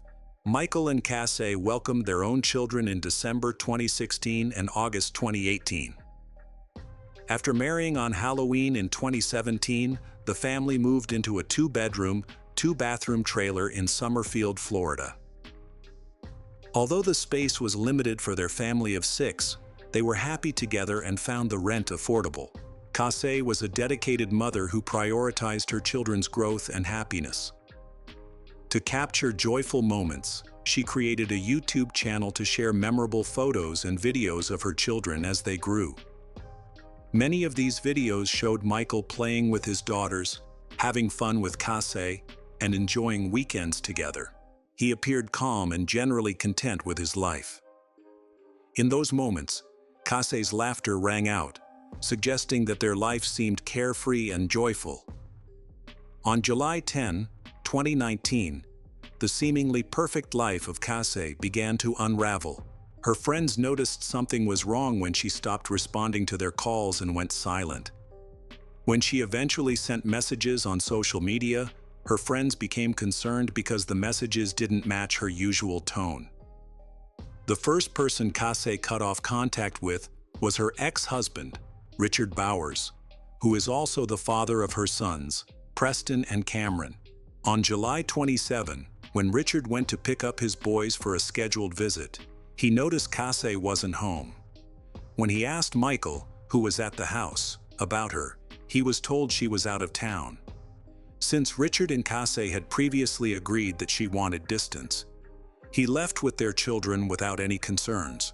On August 1, Kase's mother, Nikki, received a strange message from an unknown number, asking if she could care for Kase's daughters, Mercalli and Ayana, for a couple of weeks. Nikki agreed, but she never saw her daughter again. When Michael dropped off the children at Nikki's house, it felt unusual to her that he was the only one delivering them, especially since she hadn't heard from Kase in over 3 weeks. At this time, Michael stayed home and cared for his first 2 children with his previous wife, Sarah. On August 11, the children returned home with Sarah, while Cameron and Preston remained with Michael. Weeks went by without anyone seeing or hearing from Kase, and Michael took care of all the household chores. The situation became more concerning when it was noticed that Preston and Cameron were also missing. During this time, Michael listed twin mattresses for sale, and buyers from a nearby area expressed interest. On August 17, the buyers arrived at Michael's residence to pick up the mattresses, but the encounter was not normal. The mattresses smelled of death and Michael acted strangely, leading to a failed sale. On August 22, Richard, the biological father of Preston and Cameron, congratulated his son on his birthday, but received no response. A few days later, Kase's other children, Mercali and Ayana, also stopped communicating. Amid these unsettling incidents, the Michael family received an eviction notice, requiring them to vacate their rental property within 2 weeks.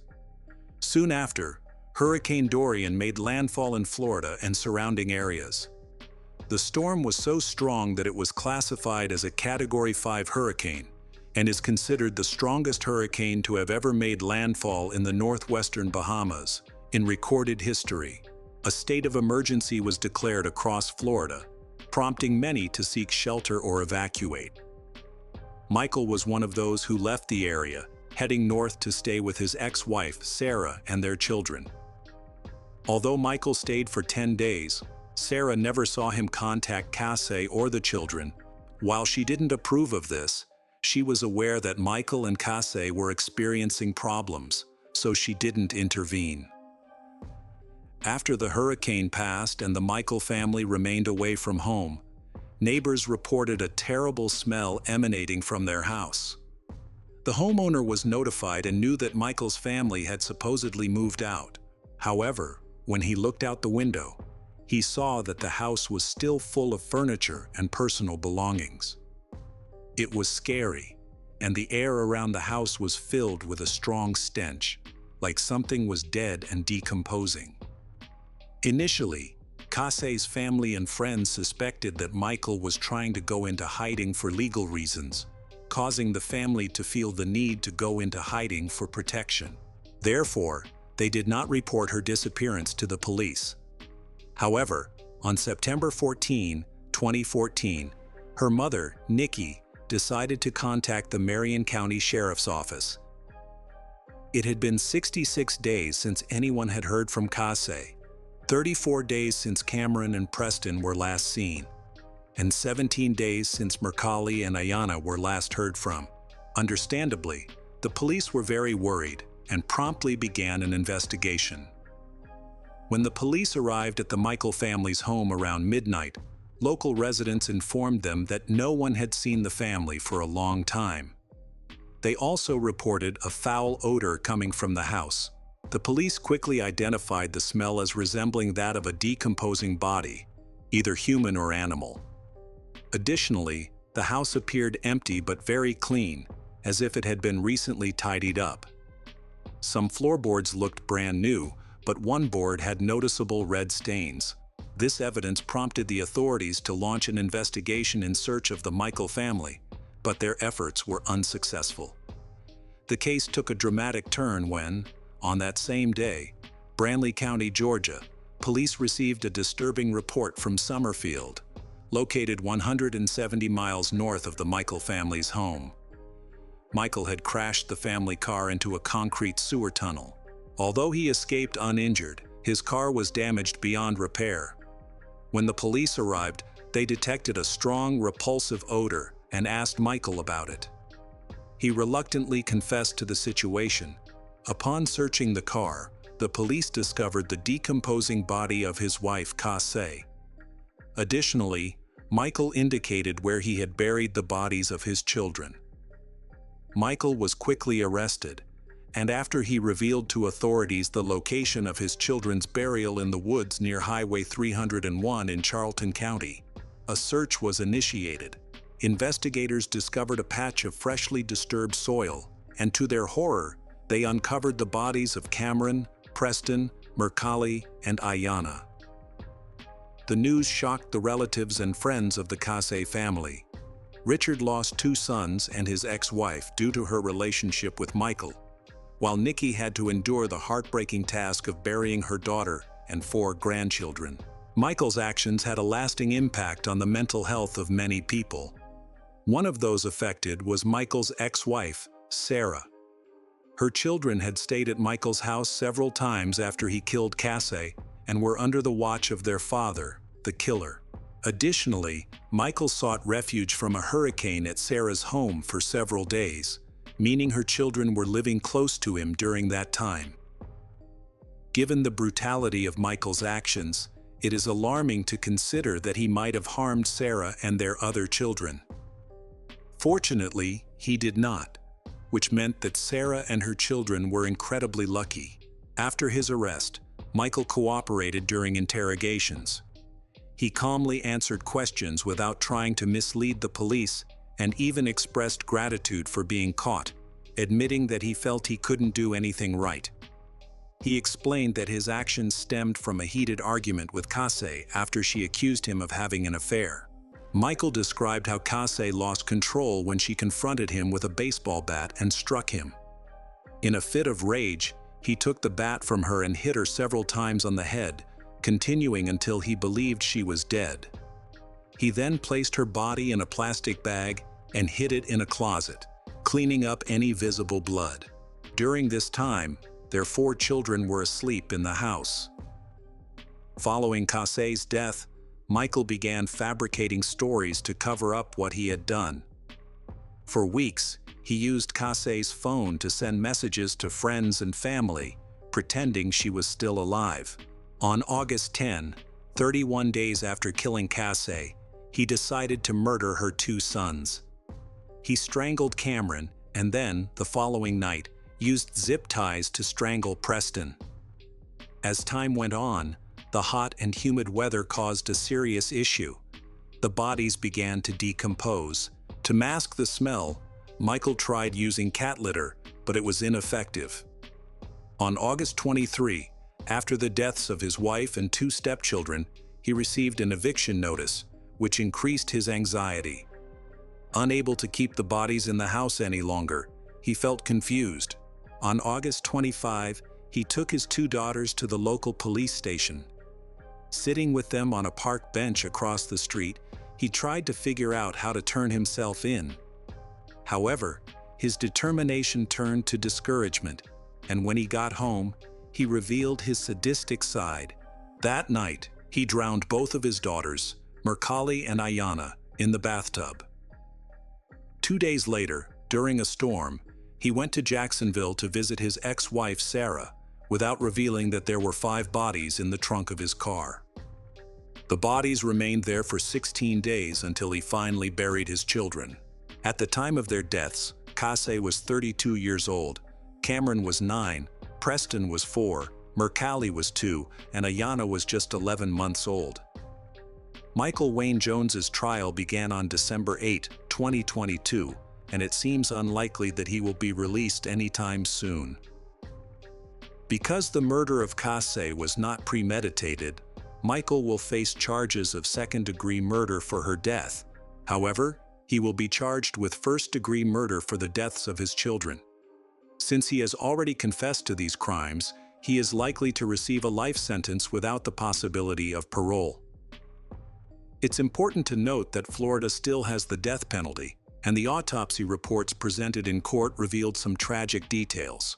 Cameron had a broken lower jaw at the time of his death, and a plastic zipper was found around Preston's neck. The remains of Mercalli and Ayanna were discovered in a small plastic bag, which also contained a bottle with a pacifier labeled with Ayanna's name, and a small pair of baby sandals. Cassie's body was wrapped in a rug and a black and white shower curtain, and her skull showed damage consistent with trauma from a heavy blunt object, indicating she was likely struck rather than injured accidentally. During the trial, the defense argued that Michael should not face severe consequences for several reasons. First, they emphasized his troubled relationship with Cassie, portraying her as a domineering woman. Second, they noted that Michael had used various banned substances during the incidents. Lastly, they shared his mental health history, which was rooted in a difficult childhood marked by physical abuse from his father and stepfather. Michael displayed unusual behaviors, such as hitting his head against walls and floors, to quiet the voices in his head. It's important to mention that Casey was not entirely innocent in their relationship. Her sister described her as stubborn, aggressive, and at times cruel. Michael stated that he was frequently bullied by Casey, which added to his stress. He also claimed that the actions he took against the children were meant to keep them together with their mother, as he believed they should not be separated. The doctor and clinical psychologist found evidence that Michael came from a dysfunctional family, marked by mental and physical abuse. Despite this, the prosecution showed no mercy. However, all 5 murders occurred within 49 days, indicating that Michael had ample time to regain control of his emotions. Instead, he acted with cold calculation throughout the entire incident. Michael lied many times, such as using Casey's phone to fool many people, including Sarah, and even asking her to give a false alibi. During the trial, his ex-wife Sarah said she wanted them to hang him and end it all because she thought he didn't deserve to live another day. In Florida, Michael Wayne Jones has been convicted of first-degree murder, and if the jury agrees, he could face the death penalty. The final decision rests with Judge Circuit Anthony Taddy, who has not yet scheduled a sentencing date. However, given the circumstances, the judge is expected to render a fair judgment, whether that means sentencing Michael to death or not. His actions place him among criminals deserving of the harshest punishment. Killing your wife is horrific and unforgivable, but taking the lives of 4 innocent children is so appalling that it is almost unimaginable. During Michael's trial, Casey's sister shared the deep pain she feels over the loss of her younger sister and nephews. She eventually had to leave her job because seeing the children's clothes in the store brought her to tears. Following a nervous breakdown, she was unable to get out of bed for 6 months. The thought that her nephews and niece will never graduate, marry, or have children of their own is a constant source of torment for her, often feeling overwhelming.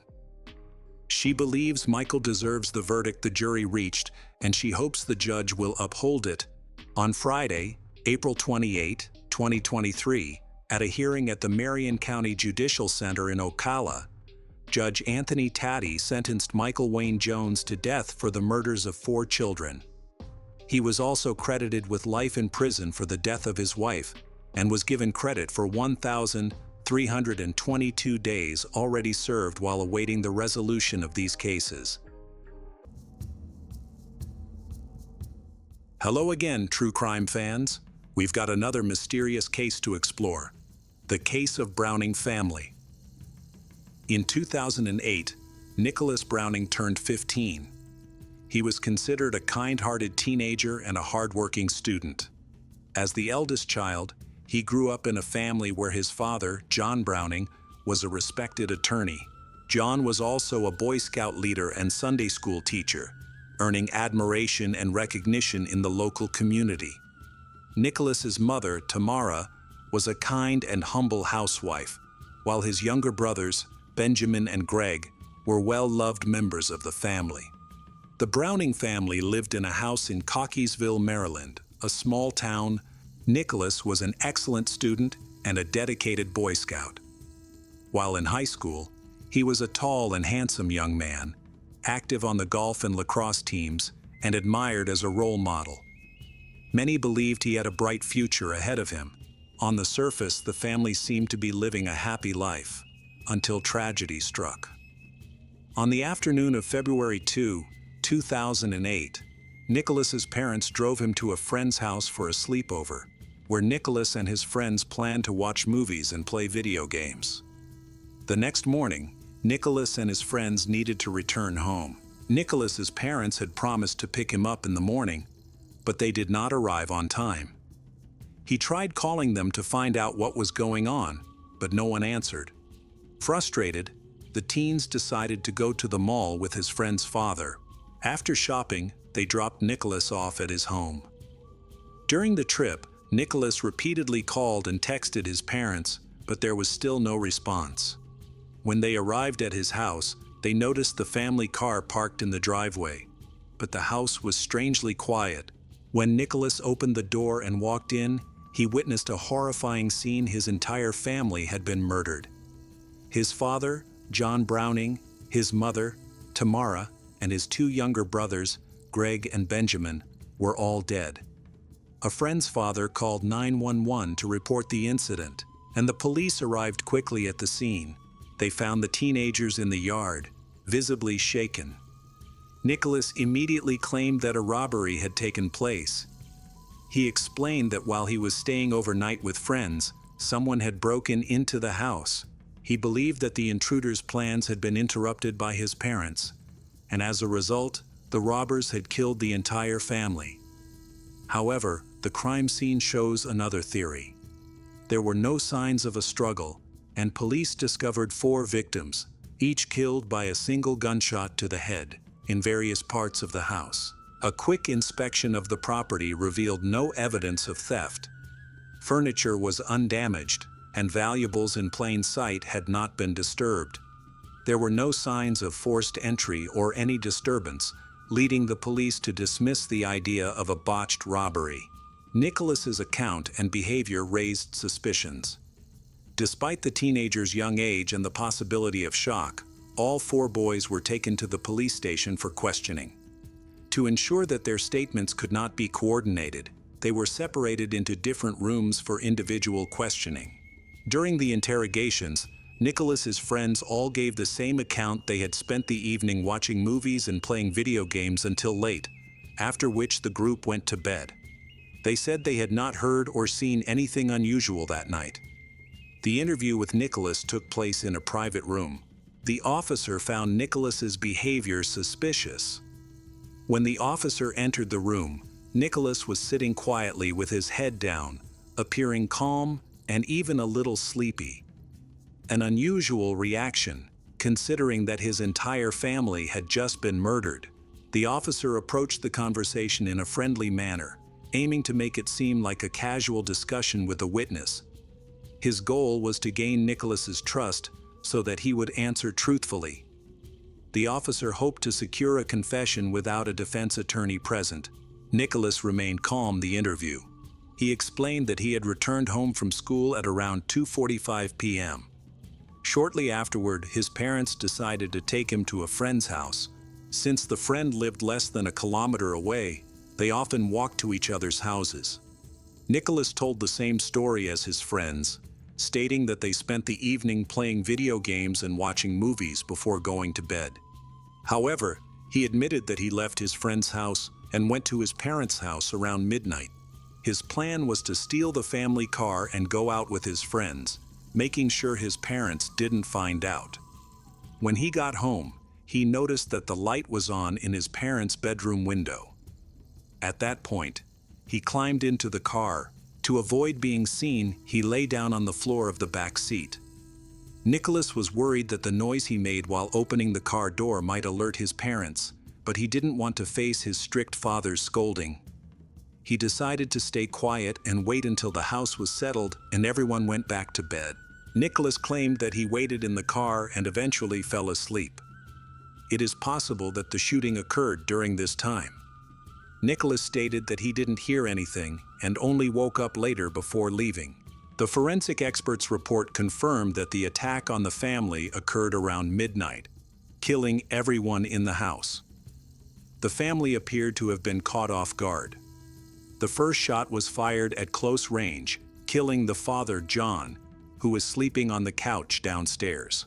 Tamara and the 2 sons, who were sleeping upstairs, were also killed in their sleep. The police suspected that Nicholas might have been involved in the murder. His behavior raised suspicions, as he had withheld information from the police. It seemed odd that he chose to hide in the family car instead of immediately returning to his friend's house. Furthermore, Nicholas was the only survivor of the family and was home at the time of the murder. However, he claimed that he didn't hear anything, which further cast doubt on his testimony. Nicholas's claim that the lights were on in the house raised additional suspicions, as they were off when the police arrived at the scene. Considering his statement about the robbery, it was unclear why the robbers would leave the lights on during the robbery, and then turn them off afterward. Typically, criminals do not waste time on such actions. Nicholas had no explanation for these inconsistencies. The police then spoke to Nicholas's friend, who stated that Nicholas was at his house in the evening, but was no longer there when he woke up around midnight. According to his statement, Nicholas had already left by that time. This created an inconsistency in the timeline, suggesting that the teens might not be telling the truth. Due to inconsistencies in their statements, the police returned to Nicholas's friend for clarification. Initially, the friend confirmed that Nicholas was no longer at the house around midnight. However, when the police pointed out the conflicting timelines provided by others, he quickly changed his story. He then stated that Nicholas was still at the house at midnight. Nicholas's friend appeared nervous and hesitant to tell the truth, possibly in an effort to protect his friend. After being calmed down by the police, the friend admitted that after Nicholas left, he went straight to bed. He also revealed that he knew Nicholas had planned to steal his parents' car, but did not expect him to get stuck in the car or harm his family. The police then spoke to Nicholas again and shared new statements from his friends. This time, Nicholas claimed that he had left his friend's house and returned home to get his car later, at around 1 a.m. He changed his story again, stating that the lights were on when he arrived, but were off when he woke up. He assumed this meant that the robbers had entered the house while he was there. Nicholas still insisted that he had fallen asleep in his car. But how could he have slept after hearing 4 gunshots? This time, Nicholas said he had woken up at around 5 a.m. when his friend called him. Instead of returning to his parents' house, he went back to his friend's house without his car. Although Nicholas was increasingly under suspicion, he tried to remain calm. At times, he even laughed and joked during conversations, which the police interpreted as an attempt to mislead them. Nicholas appeared innocent, but the police believed there was something much more sinister behind his facade. When Nicholas eventually returned home with his friends, they entered the house through the garage. Nicholas invited his friends inside, which seemed unusual. Once inside, Nicholas pointed out that the garage door was open, which he found strange since his family always kept it closed. According to his friend's father, Nicholas repeatedly emphasized this to everyone present before they entered. As they walked through the living room, Nicholas led the way. He was the first to see his father lying on the couch, covered in blood. Shocked, Nicholas shouted to the others. His friend saw the body but immediately ran outside, refusing to go any further. During questioning, Nicholas confirmed all of these details. What worried the police most was the calm, emotionless way he spoke about everything, which was highly unusual for someone grieving the loss of a family member. When this story became public, people were shocked and tried to understand what had happened to Nicholas's family. Later, in his defense, Nicholas admitted that the car keys had been in his coat pocket the entire time. He remembered them when he visited his friend's house, and that was when he hatched the plan to steal the family car. The police were puzzled as to why he had not revealed this information earlier. They believed he was hiding something and lying again. Nicholas's friend stated that Nicholas had called home and asked his younger brother to leave the back door open, although the reason for this request was unclear. After this revelation, however, the police became certain that Nicholas had committed the murder of his family. He also told the police that his father owned 2 guns and had taken him hunting many times, so he was familiar with using them. Nicholas's friends revealed that he frequently had conflicts with his father, who had caught him drinking on multiple occasions. However, Nicholas claimed that a man who lived near his family was capable of such a brutal crime. He was referring to a neighbor who was a drug user and had a history of legal trouble. The police, however, believed this was an attempt to shift blame and divert suspicion from himself. There was no evidence against the neighbor, and he had a solid alibi. When the police publicly identified Nicholas as the prime suspect, he appeared very nervous and insisted that he was innocent. He later claimed that his parents were extremely cruel and that he had suffered years of mental and physical abuse at their hands. During questioning, Nicholas repeatedly asked the police if he could be treated in a psychiatric hospital instead of receiving a life sentence. The police did not give a clear answer to this question. However, Nicholas's suspicious interest played against him. Nicholas clearly realized his guilt and hopefully reduced the severity of the punishment. By the end of the interrogation, there was sufficient evidence against Nicholas, but his motives remained unclear. According to his friends, Nicholas had argued with his father shortly before the murder. He later recounted several instances in which his father had treated him harshly, even resorting to violence. Nicholas mentioned that their relationship had significantly worsened during the fall. It seems that the challenges of adolescence had a major negative impact on his behavior. His father, known for being strict, had tried to discipline and correct his son's behavior. According to Nicholas's testimony, on the day of the incident, he went to visit friends after his father had spanked him that morning for reasons Nicholas considered unreasonable. Police suspect that the punishment stemmed from the teenager's refusal to obey his parents. Friends' testimonies indicated that Nicholas, like many teenagers, had started to rebel. Tensions with his father were especially high after Nicholas was caught drinking on multiple occasions. Nicholas explained that he drank as a way to cope with his problems. Some relatives supported this claim, describing his father as a stern man. In interviews with Nicholas's classmates and close circle, police learned that the circumstances leading up to the massacre had been developing long before the actual event. However, it remains unclear why he killed his mother and younger brothers, who had not harmed him. Many classmates recalled him sharing stories about how he could no longer handle the abuse and emotional pressure from his father. While many described Nicholas as a hard-working and calm, kind student, his closest friends were aware of his darker side. Outside of school, he often beat his younger brothers, stole alcohol from his father's bar, and even took the family car without permission. Nicholas displayed troubling behavior, frequently bullying younger students and those with disabilities. Nicholas eventually broke down and confessed to killing his parents and younger brothers, though his explanation was both strange and disturbing. He claimed that during a sleepover with friends, he had returned home, sneaked in, and found his father asleep on the couch. Nicholas took a gun, contemplated his actions for about half an hour, and then decided to go through with it.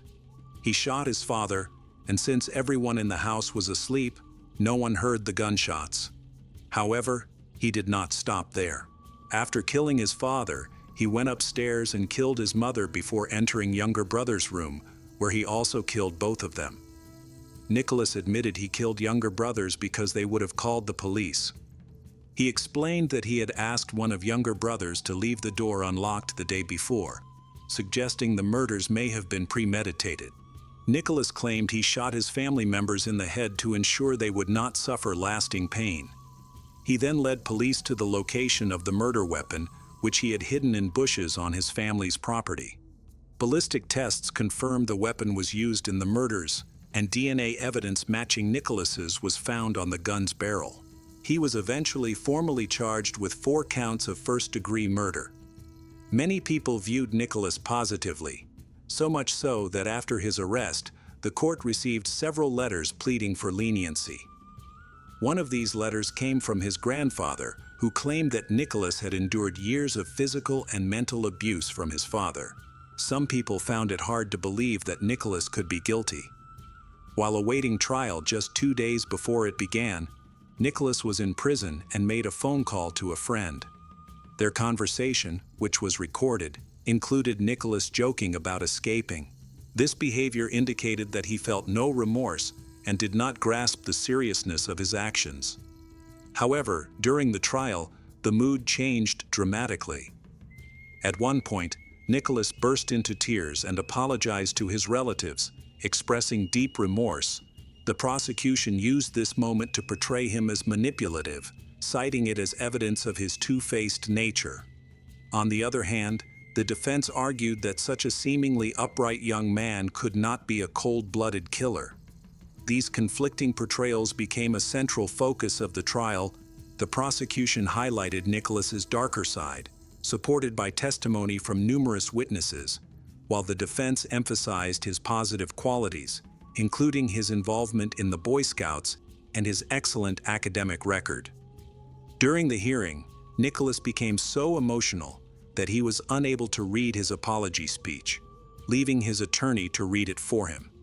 The defense's claim that Nicholas was insane was quickly dismissed. During interviews with the police, he had shown no signs of mental illness. Furthermore, he had no history of mental health problems or disorders. Despite this, his attorney pushed for Nicholas to be sent to a psychiatric facility that provided rehabilitation programs for juvenile offenders. The defense argued that Nicholas's motive for the crime was unconvincing. If it had been for money, he would not have been able to access it until adulthood. Killing his family would have only worsened his circumstances, potentially placing him in an orphanage or foster care.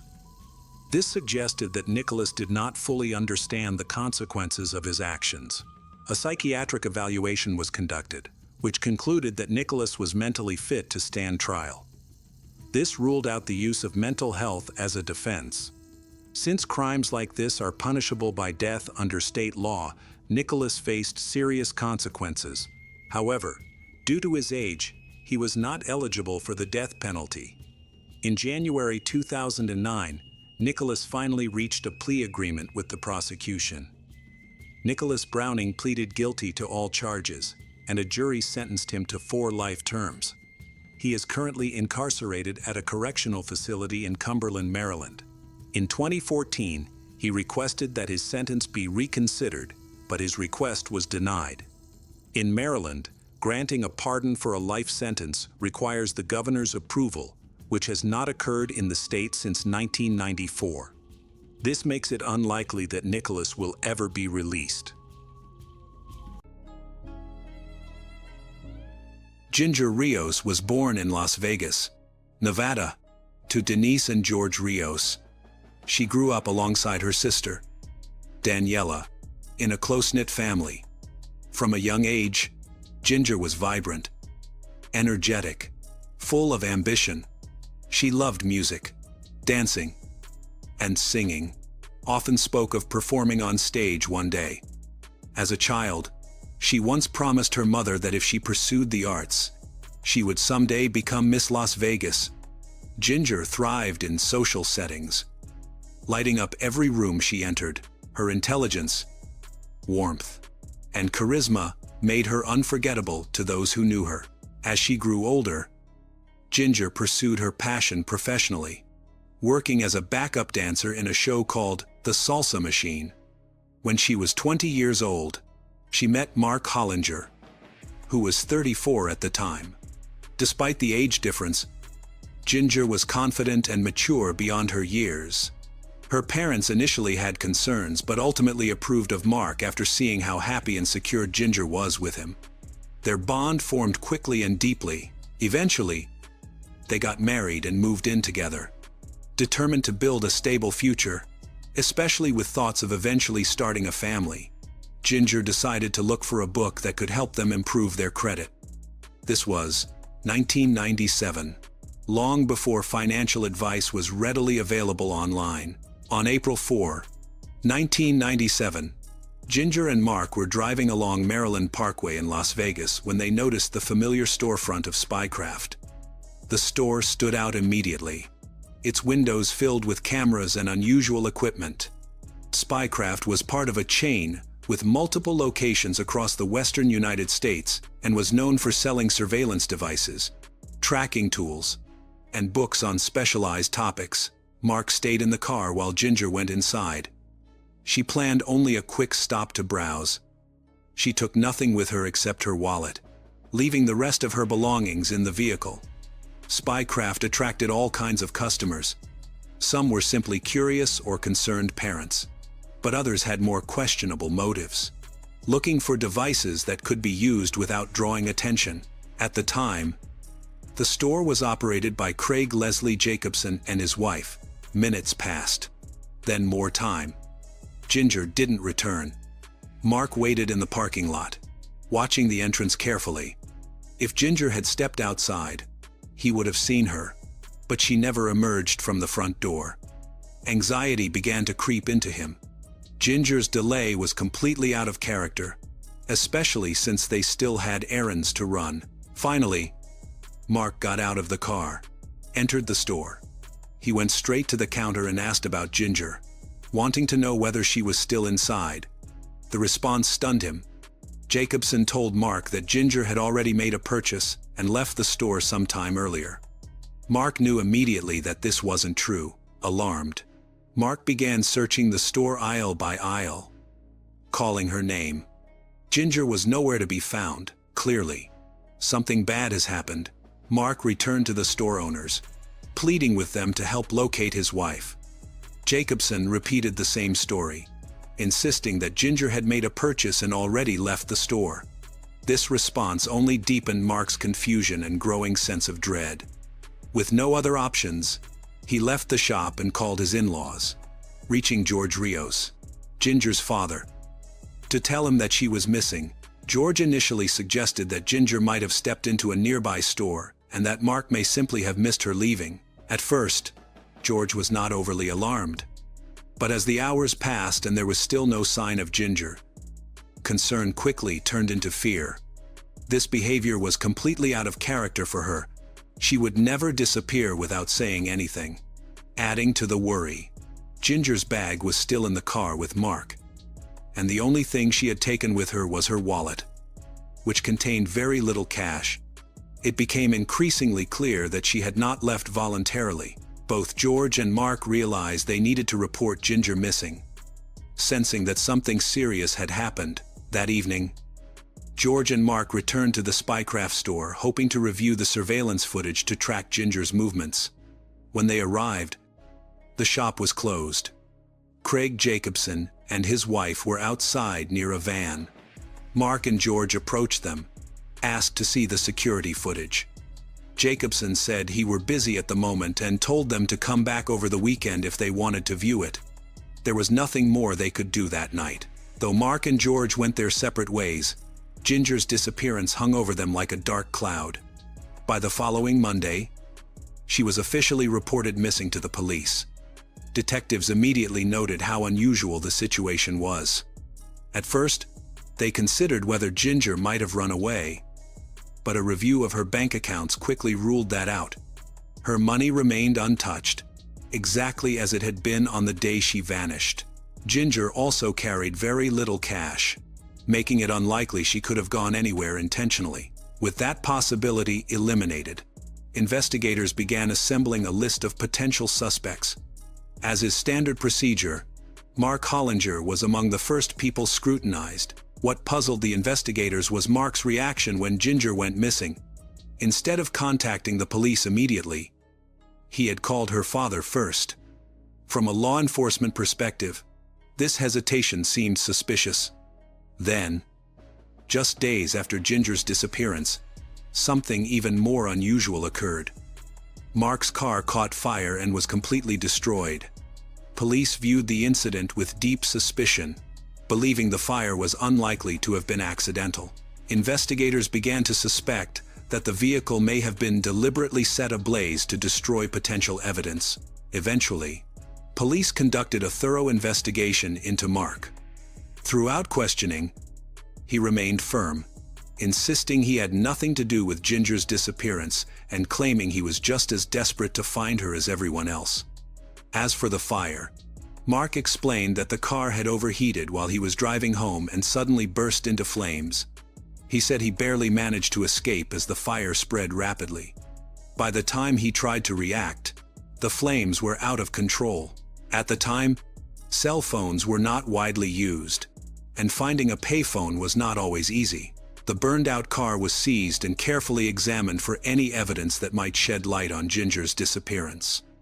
With no evidence tying him to a crime, Mark was ultimately released. As days passed without any sign of Ginger, investigators faced a difficult truth. Something had definitely happened to her. Police shifted their focus to Spycraft, the store where Ginger Rios had last been seen alive. Investigators wanted to review the store's surveillance footage, but quickly ran into obstacles. Craig Leslie Jacobson, the store's owner, was reportedly in Phoenix, Arizona, overseeing another location. Without him present, officers were unable to access any video recordings. Even so, they decided to examine the premises themselves. When officers entered the bathroom at the back of the store, they were immediately struck by a strong odor of bleach. On the wall, they noticed a single, tiny red stain. Though small, it appeared suspicious. When questioned, Jacobson quickly offered an explanation. He claimed that his dog had made a mess in the bathroom and that he had used bleach to eliminate the odor. He further insisted that the stain on the wall was also caused by the dog. In 1997, DNA technology was limited, and such a small trace was difficult to analyze with certainty. When asked again about Ginger, Jacobson repeated the same story he had told Mark. But when officers asked him to produce either the video or the receipt, he was unable to do so. Whether this was due to deception or poor record-keeping, it raised serious red flags. Investigators sensed that something was wrong, but without concrete evidence, they couldn't do anything. With no progress at the store, police turned their attention to Ginger's work as a performer.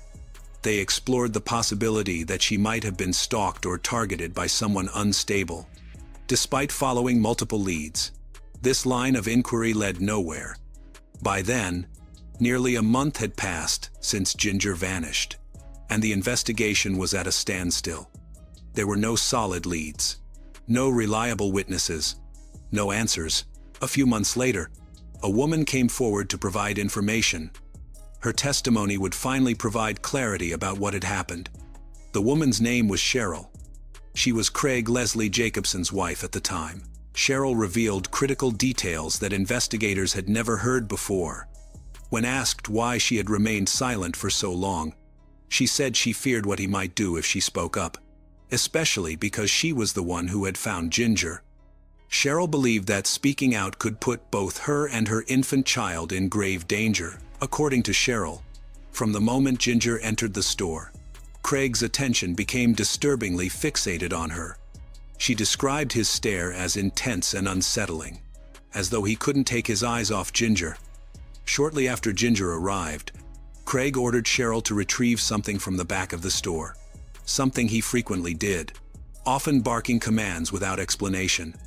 Cheryl went to the back as instructed. When she returned a few minutes later, Ginger was gone. At first, Cheryl assumed Ginger had simply made her purchase and left. Around that same time, Mark entered the store, visibly worried, asking where his wife was. Cheryl genuinely didn't know what to tell him.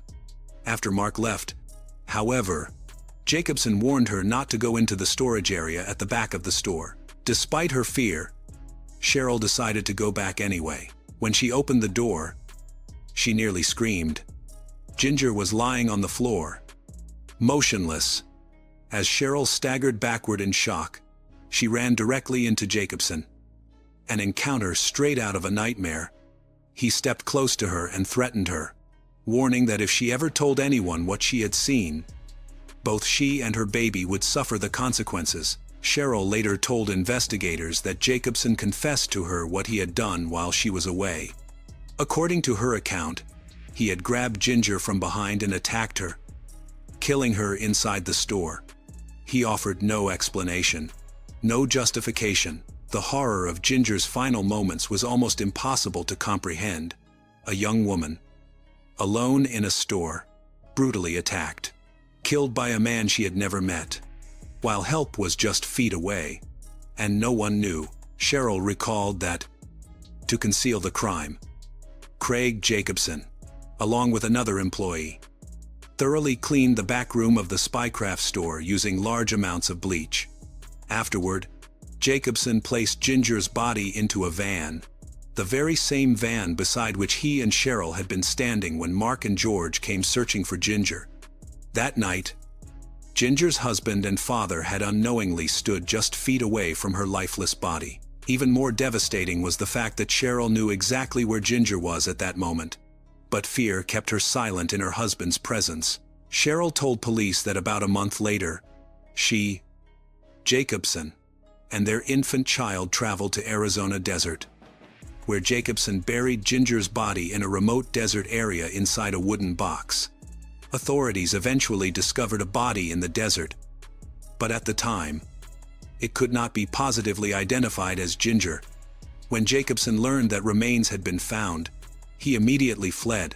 It was ultimately Cheryl who led investigators to the precise location where Ginger's body had been concealed. The remains were found buried beneath sand and concrete.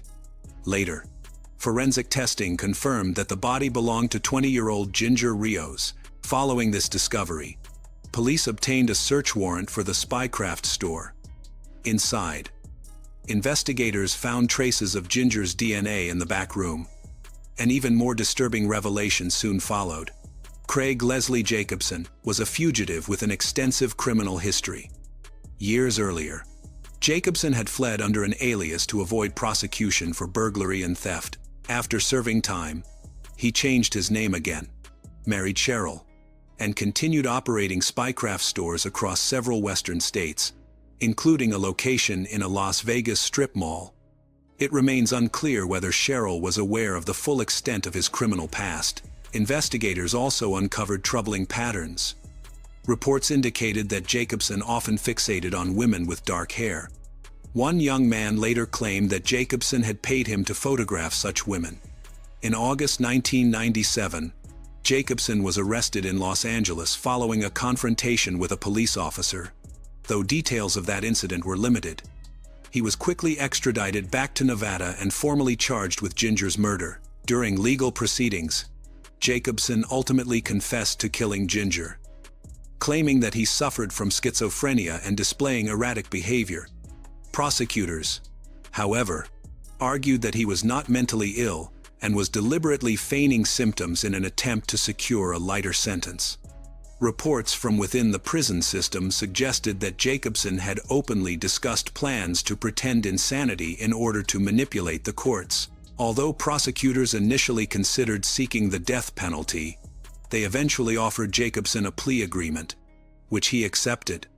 Under the terms of the deal, Jacobson was sentenced to life in prison with the possibility of parole after 20 years and ordered to pay approximately $3,200 in restitution to Ginger's family. There was, however, another chilling discovery. Another set of remains was found in the desert near Ginger's burial place. Years later, authorities identified her as Christina Marie Martinez, a teenager believed to have also been killed by Jacobson. Christina was 15 years old when she disappeared in May 1987, after visiting a nearby laundromat. She lived in a group home in Arizona, located across the street from a branch of the Spycraft store. Tragically, no immediate large-scale search was launched for Christina, likely due to her troubled background and prior encounters with law enforcement. She went missing for many years before her body was found in the desert. In 2015, after completing his sentence in Nevada, Jacobson was extradited to Arizona to face charges related to Christina's murder. In 2016, a judge in Maricopa County Superior Court initially ruled Craig Jacobson mentally incompetent to stand trial. That decision was later reversed, with the court concluding that he had been exaggerating or feigning mental illness. On September 21, 2017, judge approved a defense request for an additional competency evaluation. Since then, there have been no significant public updates in the case. Craig Leslie Jacobson remains incarcerated. Investigators have long suspected that Ginger Rios and Christina Marie Martinez may not have been his only victims. In May 1997, he was also suspected in the disappearance and possible murder of another young woman, Mary Stoddard, whose body has never been recovered. The death of Ginger left a deep and permanent scar on her family, who continued to carry the weight of their grief long after the case was closed. At one point, Craig Jacobson even wrote letters to Ginger's father, expressing remorse for the pain he had caused. In those letters, he claimed he attacked Ginger because she had supposedly snapped at him inside the store that day. But nothing in his explanation could justify murder. Tragically, Ginger's mother, Denise Rios, passed away from cancer on July 24, 2014, carrying with her the unbearable pain of losing her daughter years earlier. Her passing left Ginger's father, George Rios, and her sister, Daniela, to navigate their grief alone. The only comfort they found was believing that Ginger and Denise were together again in a place free from suffering. Ginger had been looking forward to her future. She dreamed of owning a home with her husband, raising children, and watching her family grow. She hoped to perform on stage, to dance, to sing, and to build the creative life she had always imagined. But she never had the chance to reach those dreams. Her life was stolen at just 20 years old, long before she could see any of it unfold. Los Angeles, California, a city built on glitz, glamour, and endlessly repeated success stories. Hidden behind palm-lined avenues and gated neighborhoods lies a carefully guarded private life, where tragedy rarely surfaces until it can no longer be concealed. Brentwood, a quiet neighborhood on the west side of the city, has long been seen as a symbol of stability, privacy, and safety, especially for families who have lived in Los Angeles for decades. It was here, on December 14, 2025, that American filmmaker Rob Reiner and his wife, photographer and producer Mikkel Singer-Reiner, were found dead in their home, with multiple stab wounds. Their deaths not only shattered the tranquility of Brentwood, but also opened up a series of difficult questions about violence in private spaces, about unseen family rifts, and about how a seemingly stable life can end in silence and bloodshed.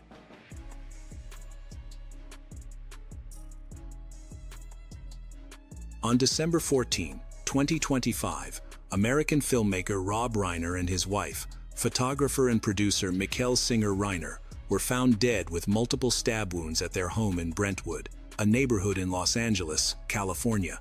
Rob Reiner has spent decades crafting stories about loyalty, justice, love, and moral choice. First as an actor, then as a director and producer. His work was collaborative by nature, rooted in trust, routine, and long-standing professional relationships. According to publicly available reporting and biographical records, he remained active well into later life, engaged in projects, political advocacy, and industry conversations that tied him consistently to the outside world. His days still had structure, commitments, and forward motion. Mikkel Singer-Reiner, a photographer and producer, she typically worked behind the scenes, known for her careful and patient approach. According to investigative reports, friends considered her observant and dedicated to her family. Her daily schedule of appointments, calls, and duties was so consistent that any change would be immediately noticeable. Investigators often focus on these patterns because any deviation can be an early warning sign. The Reiner home in Brentwood reflected a long-established life. Detectives later noted that there were no immediate signs of forced entry, a detail that narrowed the universe of possible explanations almost immediately. According to the investigation records, there is no evidence to suggest this was a random break-in by an outsider. Family dynamics became unavoidable. Nick Reiner, their adult son, had remained connected to the household. Public records and prior law enforcement contacts would later show that this was not a family untouched by strain. According to reporting based on police statements, there had been earlier interactions involving concern for Nick's well-being, though the precise nature and severity of those interactions would become a point of legal scrutiny rather than public certainty. And once that rupture was acknowledged, investigators had to move quickly, because the first hours after discovery are when assumptions harden into direction, sometimes into mistakes. In homicide investigations, the first 2 days are not merely a measure of time. They are a narrowing corridor, where possibilities collapse under pressure, and uncertainty begins to take shape as direction. For the Los Angeles Police Department, that corridor opened in Brentwood on the afternoon of December 14, 2025. Shortly before 3:40 p.m., emergency responders were dispatched to the Reiner residence following a distress call placed by one of the couple's daughters, who had arrived at the house and made a discovery that would permanently fracture the family. Inside, Rob Reiner and Michelle Singer Reiner were found unresponsive. Paramedics quickly determined that both had already died. What initially entered the system as a medical emergency hardened, within minutes, into a suspected double homicide. Detectives from LAPD's Robbery Homicide Division assumed control of the scene. According to publicly reported accounts, the home showed no immediate signs of forced entry. Doors and windows appeared intact. The absence of obvious intrusion immediately shifted the investigative lens inward. In cases like this, police procedure is blunt but necessary. When a crime occurs in a private residence without forced entry, investigators prioritize those with access, familiarity, and proximity. Within hours, attention centered on Nick Reiner, the couple's 32-year-old son. He had been living intermittently at the family home, and his whereabouts in the hours before and after the deaths became a central question. That same day, officers located him near the University of Southern California campus. He was taken into custody without public incident. Authorities stressed that the arrest was based on preliminary evidence and the urgent need to secure the scene and those connected to it. As forensic teams worked through the night, they documented bloodstain patterns, collected potential weapons, and preserved digital devices. Investigators also began reconstructing the final known interactions within the household. According to the investigation file referenced in later reporting, the evening before the killings included a family gathering during which tensions were observed. Witnesses later told police that an argument had occurred between Nick and his father. At this stage, detectives treated the information cautiously, context, not conclusion. By December 16, the Los Angeles County Medical Examiner released preliminary findings. Both victims had died from multiple sharp force injuries. With that determination, the investigation crossed a critical threshold from urgent inquiry to formal murder case.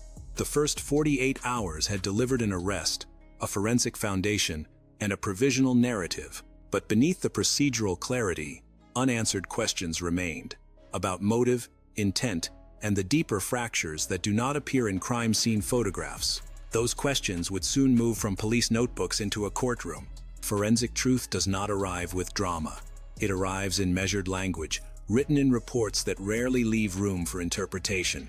In the Reiner case, that truth began to crystallize inside the Los Angeles County Medical Examiner's office, where pathology would anchor speculation to record. For detectives, sharp force injuries carry investigative weight. Unlike firearms, knives demand proximity. They require time, physical effort, and sustained intent. Forensic analysts examined wound patterns, angles, and defensive injuries, searching for indications of sequence and struggle. While full autopsy details were not immediately released to the public, authorities confirmed that the nature of the injuries suggested a violent encounter that unfolded at close range, inside the home. Equally significant was what the autopsies did not show. There were no signs, according to publicly available statements, of a prolonged external assault or evidence pointing to an unknown intruder. Toxicology screens, routine in homicide cases, were conducted to rule out incapacitation prior to the attack. Investigators treated those results as corroborative rather than explanatory, pieces of a puzzle that only made sense when aligned with scene evidence and witness accounts. As forensic conclusions solidified, prosecutors began aligning medical findings with the timeline detectives had assembled. The absence of forced entry, the presence of sharp force trauma, and the alleged domestic context converged into a prosecutorial theory that framed the killings as intentional rather than accidental or reactive. According to charging documents later summarized in the press, the state would argue premeditation based on the multiplicity and severity of wounds. For the Reiner family, the clinical language of the autopsy marked a second loss. It stripped away any lingering ambiguity and replaced it with permanence. For the accused, it raised the legal stakes dramatically. With cause and manner of death now fixed in record, investigators turned fully toward motive, mental state, and responsibility. Questions no laboratory could answer alone. Those answers would have to be extracted from history, behavior, and the past long before the knife was ever raised. When a homicide investigation turns inward, the focus on a suspect is rarely sudden. It tightens gradually, shaped by proximity, access, and the quiet accumulation of prior concerns. In the Reiner case, That focus settled on Nick Reiner not as a public figure, but as a son whose life had been unfolding largely outside the camera's frame. Nick Reiner was 32 at the time of his arrest. Public reporting and statements attributed to law enforcement indicate that he had struggled in the years leading up to the killings, though the precise contours of those struggles were still being litigated rather than conclusively established. According to the investigation file, as summarized in court reporting, there had been prior police responses to the Reiner home related to concerns for Nick's safety and mental health. These encounters did not result in charges, but they formed a documented backdrop, one that investigators were obligated to examine without presuming outcome. Friends and acquaintances described Nick as intelligent and introspective, but increasingly isolated. His relationship with his parents, according to witness statements referenced by prosecutors, was marked by oscillation, periods of closeness, punctuated by tension. In the days before December 14, those tensions reportedly sharpened. The family gathering the night before the killings, previously noted by detectives, resurfaced as a focal point. An argument between father and son, described by witnesses as intense but not unprecedented, became a temporal marker rather than proof. After his arrest, prosecutors announced their intent to pursue 2 counts of first-degree murder, accompanied by special circumstance allegations. That legal framing implied a belief in intent and deliberation, but it did not resolve the central question of motive. Was the violence driven by rage, desperation, delusion, or something less legible? At this stage, authorities were careful in their public language, acknowledging that motive remained under investigation and that mental health considerations, while relevant, did not negate criminal responsibility under California law. Nick did not make a public statement following his arrest. His defense team emphasized the presumption of innocence and signaled that his mental state would be a critical issue as the case progressed. For investigators, the challenge was balancing empathy with evidence, separating context from causation. As the case moved toward arraignment, the narrative narrowed further. The question was no longer who had access or opportunity. It was whether the evidence could support the most severe charges the state could bring, and whether a jury would agree. That determination would hinge on how prosecutors framed intent and how the law would interpret the circumstances surrounding the killings. When prosecutors invoke the phrase special circumstances, they are not adding color to a case. They are elevating it. In California law, the designation is reserved for murders the state believes meet a higher threshold of gravity, crimes marked not only by death, but by conditions that suggest exceptional culpability. In the Reiner case, that escalation arrived swiftly. Within days of the killings, the Los Angeles County District Attorney's Office announced that Nick Reiner would be charged with 2 counts of first-degree murder, with special circumstance allegations attached. According to charging summaries reported by major outlets, the prosecution cited multiple victims and the domestic nature of the crime as qualifying factors. The implication was clear. The state intended to argue that the killings were intentional, deliberate, and legally aggravated. Behind that announcement was a careful alignment of evidence. Prosecutors reviewed the forensic findings, multiple sharp force injuries to each victim, and paired them with the investigative timeline established in the first 48 hours. The absence of forced entry, the alleged argument the night before, and Nick's presence in the home were not presented as isolated facts, but as a sequence the state believed demonstrated opportunity and intent. The concept of premeditation, central to first-degree murder, does not require a long planning horizon. According to California case law, it can be formed in moments, provided the prosecution can show reflection rather than impulse. In this case, the number of wounds and the attack on 2 separate victims were expected to be used to support that argument. Prosecutors indicated, through court filings later summarized in the press, that they would contend the acts required sustained action rather than a single loss of control. At the same time, the case intersected with a more complicated question: mental health. While defense counsel suggested that Nick's psychological condition would be central to their strategy, prosecutors emphasized that mental illness, in itself, does not preclude intent. The legal debate was not about whether Nick had struggled, but whether those struggles rose to the level that could mitigate or negate criminal responsibility.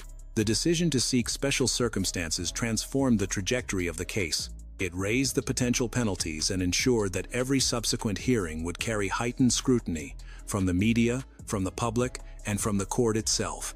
As the legal framing hardened, the investigation moved out of the shadows of speculation and into a forum governed by rules of evidence and adversarial challenge. The next step would be the first time those arguments were aired aloud. That moment would come at arraignment.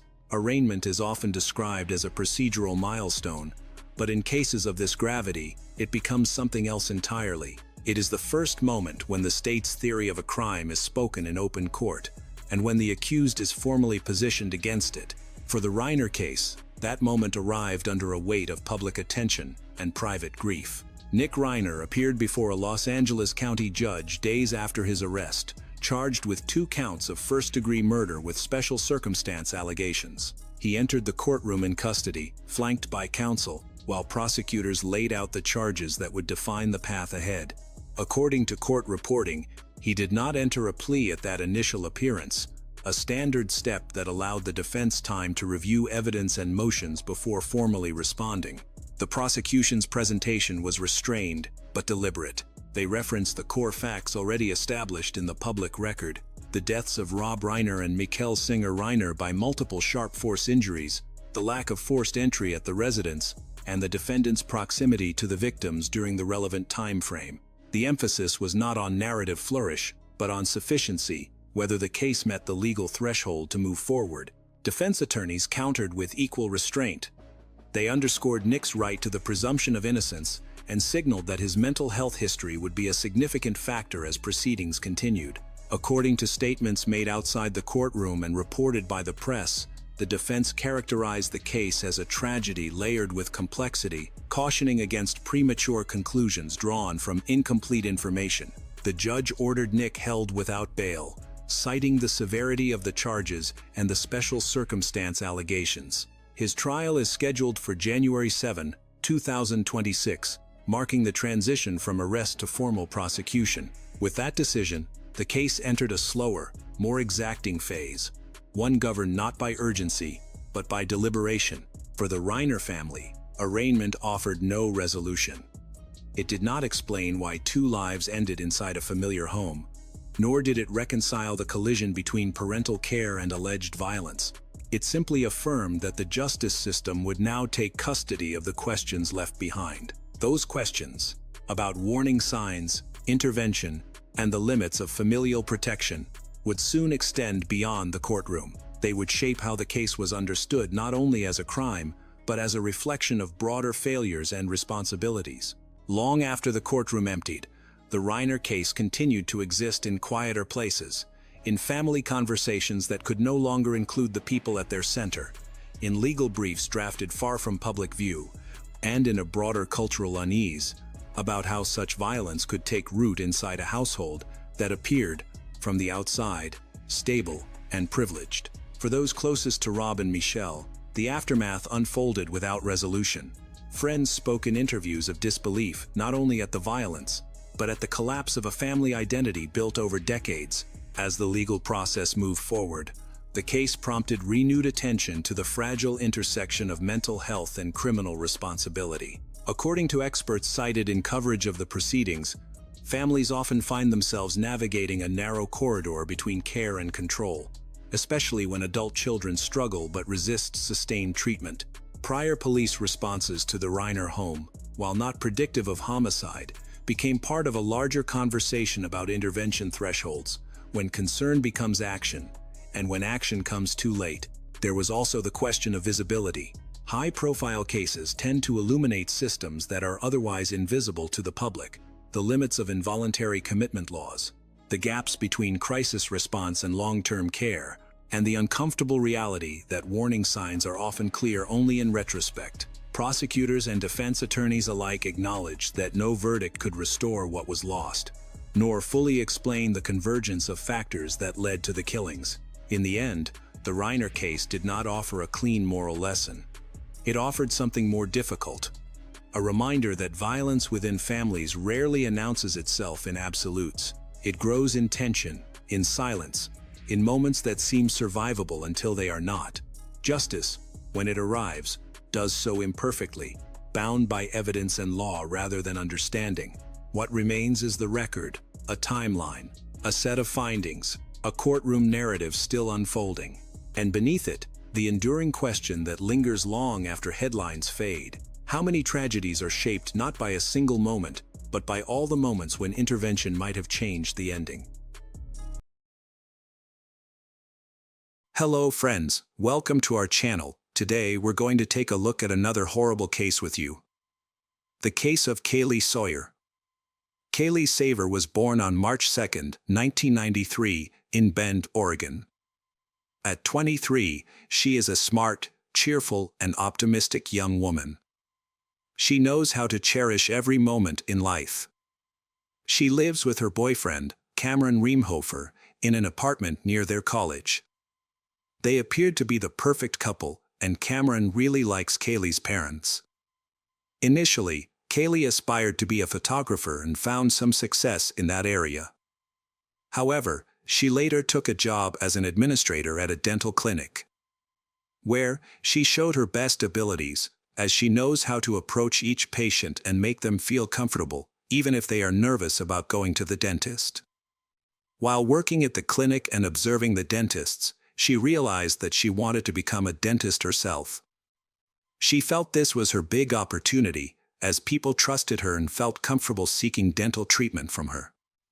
On Saturday evening, July 23, 2016, Kaylee attended a bachelorette party in the city center with a friend and a few coworkers. They had fun dancing, congratulating a colleague, and drinking. Since most attendees were middle-aged, the party ended early, around 10:30 p.m.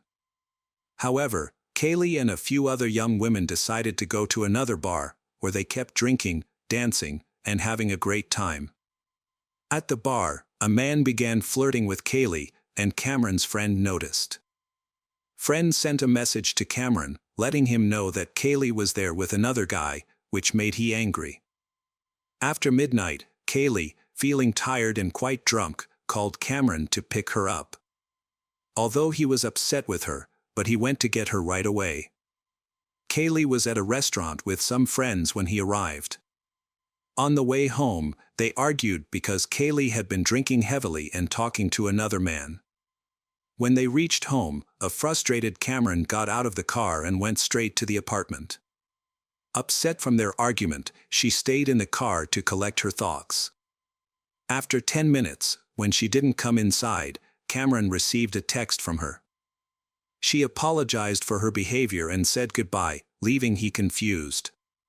He quickly ran to the car, but when he got there, the front passenger door was wide open, and she was gone. He called her, and she told him she was out for a walk. She also mentioned that her phone was low on battery, and then the call disconnected. Cameron believed that Kaylee had gone to her friend's house, which was 6 kilometers from campus. He got in his car and drove to her friend's location. Despite he drove slowly and looked around to find her, but he did not see her anywhere. That night, he could not locate her, and her phone went unanswered. He thought she might be out with friends and expected her to return home the next morning. He returned to their apartment and went to bed. However, when he woke up the next morning, there were still no calls from her. And her phone went directly to voicemail. He grew concerned, as this behavior was unusual for Kaylee.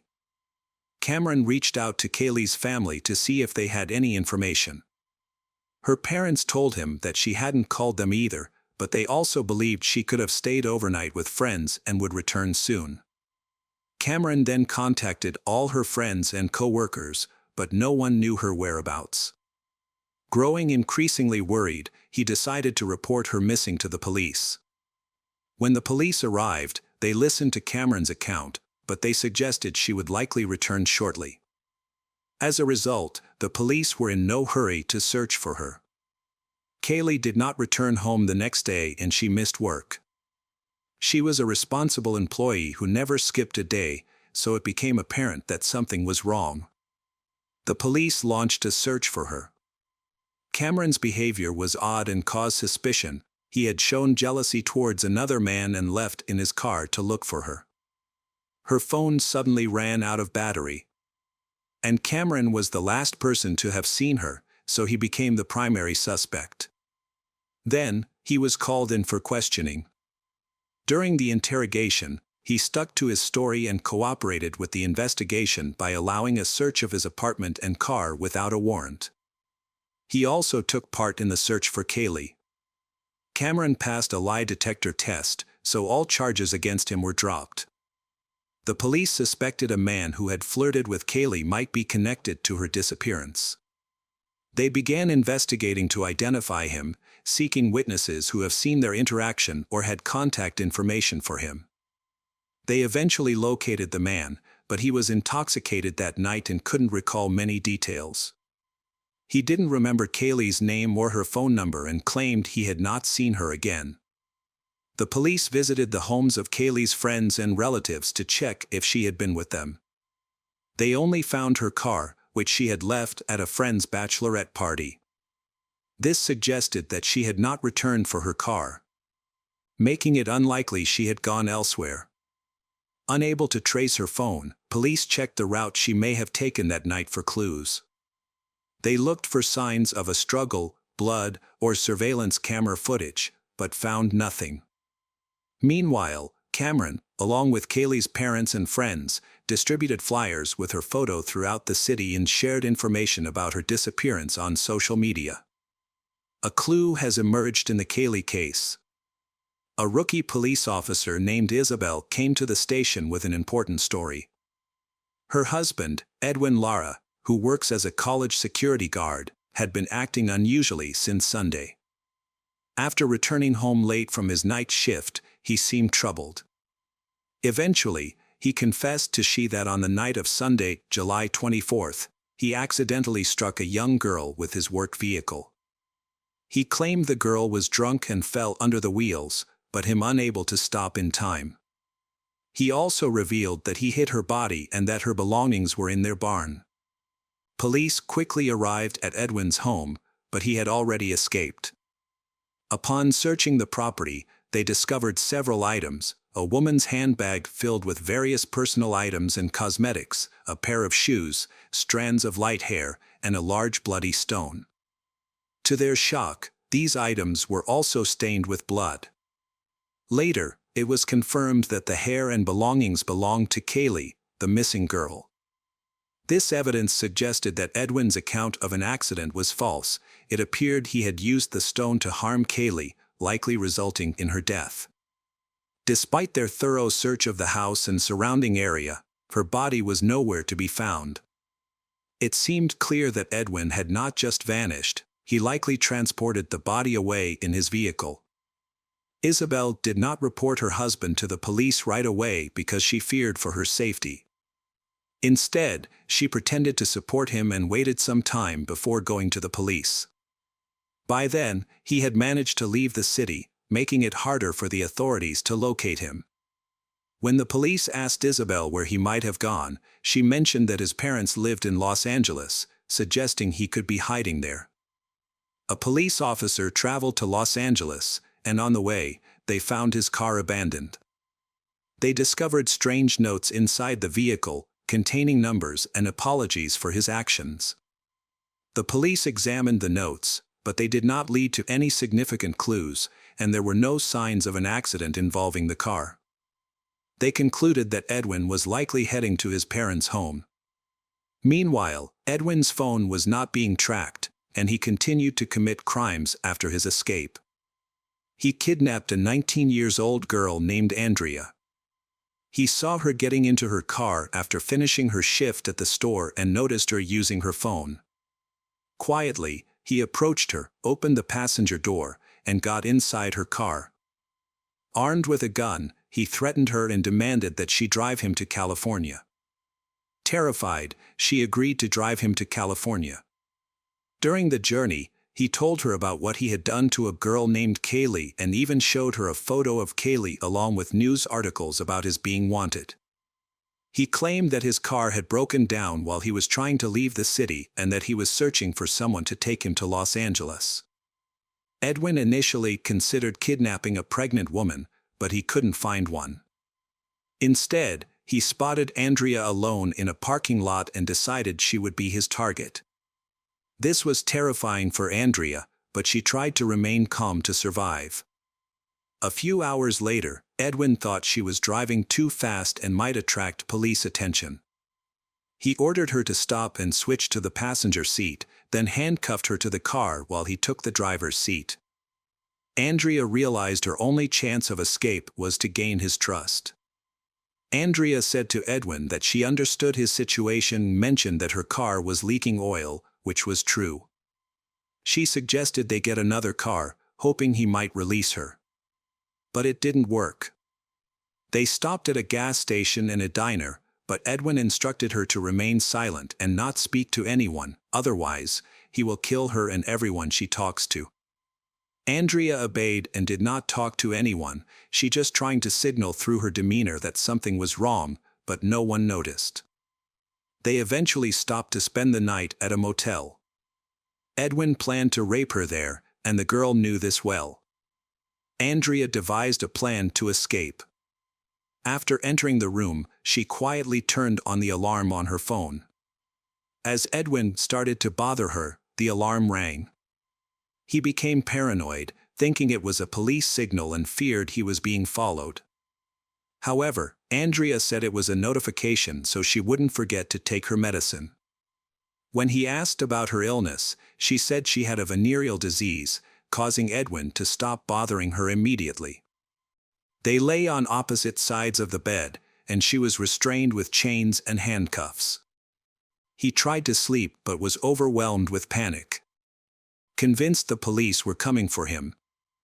Meanwhile, Andrea hoped he would fall asleep quickly so she could make her escape. Eventually, Edwin jumped out of bed and used a disposable phone to call someone, and he speaking in Spanish. Although Andrea couldn't understand him, but he told her they needed to leave urgently. They drove away, but soon the car's oil began to boil. Edwin grew angry and told Andrea they needed to find another car. At that moment, Andrea's hopes for escape vanished. She had anticipated he might leave her with the car and he go on his way, but he had other plans. On their way, they noticed a model car surrounded by several other cars and decided to approach it. An elderly man is loading things into his car. Edwin believed this was the car he was looking for. He took Andrea with him, went to the car, and threatened the elderly man with a gun, demanding the car keys. The man began to call for help, prompting Edwin to shoot at him. Afterward, Edwin grabbed Andrea and ran toward the gas station. By the time the police arrived, the elderly man had survived. At the gas station, Edwin found a car with its doors open. They got inside and drove off, but 3 children were already in the car. A 17-year-old, who had just received his driver's license, was behind the wheel. Edwin threatened little boy with a gun and forced him to drive away from the gas station. The car belonged to a family from Canada who was visiting the U.S. When the parents returned from shopping at the gas station, they found their car and children gone. They were very frightened and immediately called the police. Edwin ordered the children to throw their phones out the window to avoid being tracked. He claimed to be a dangerous criminal and could kill them all. The children were terrified. However, the teenager convinced Edwin that if he let them go, he would be safer. This was because they would make it more difficult for Edwin to escape, and it would be easier for the police to detect him. He agreed to this. So he dropped the children off at the side of the road and continued driving with Andrea. In a panic, Child realized he still had his phone and called his parents. They, along with the police, quickly located the children. The kids were frightened and reported that they had been kidnapped by a dangerous criminal. They mentioned that Edwin, the kidnapper, had confessed to committing murders. Immediately after that, the police chased after Edwin's car.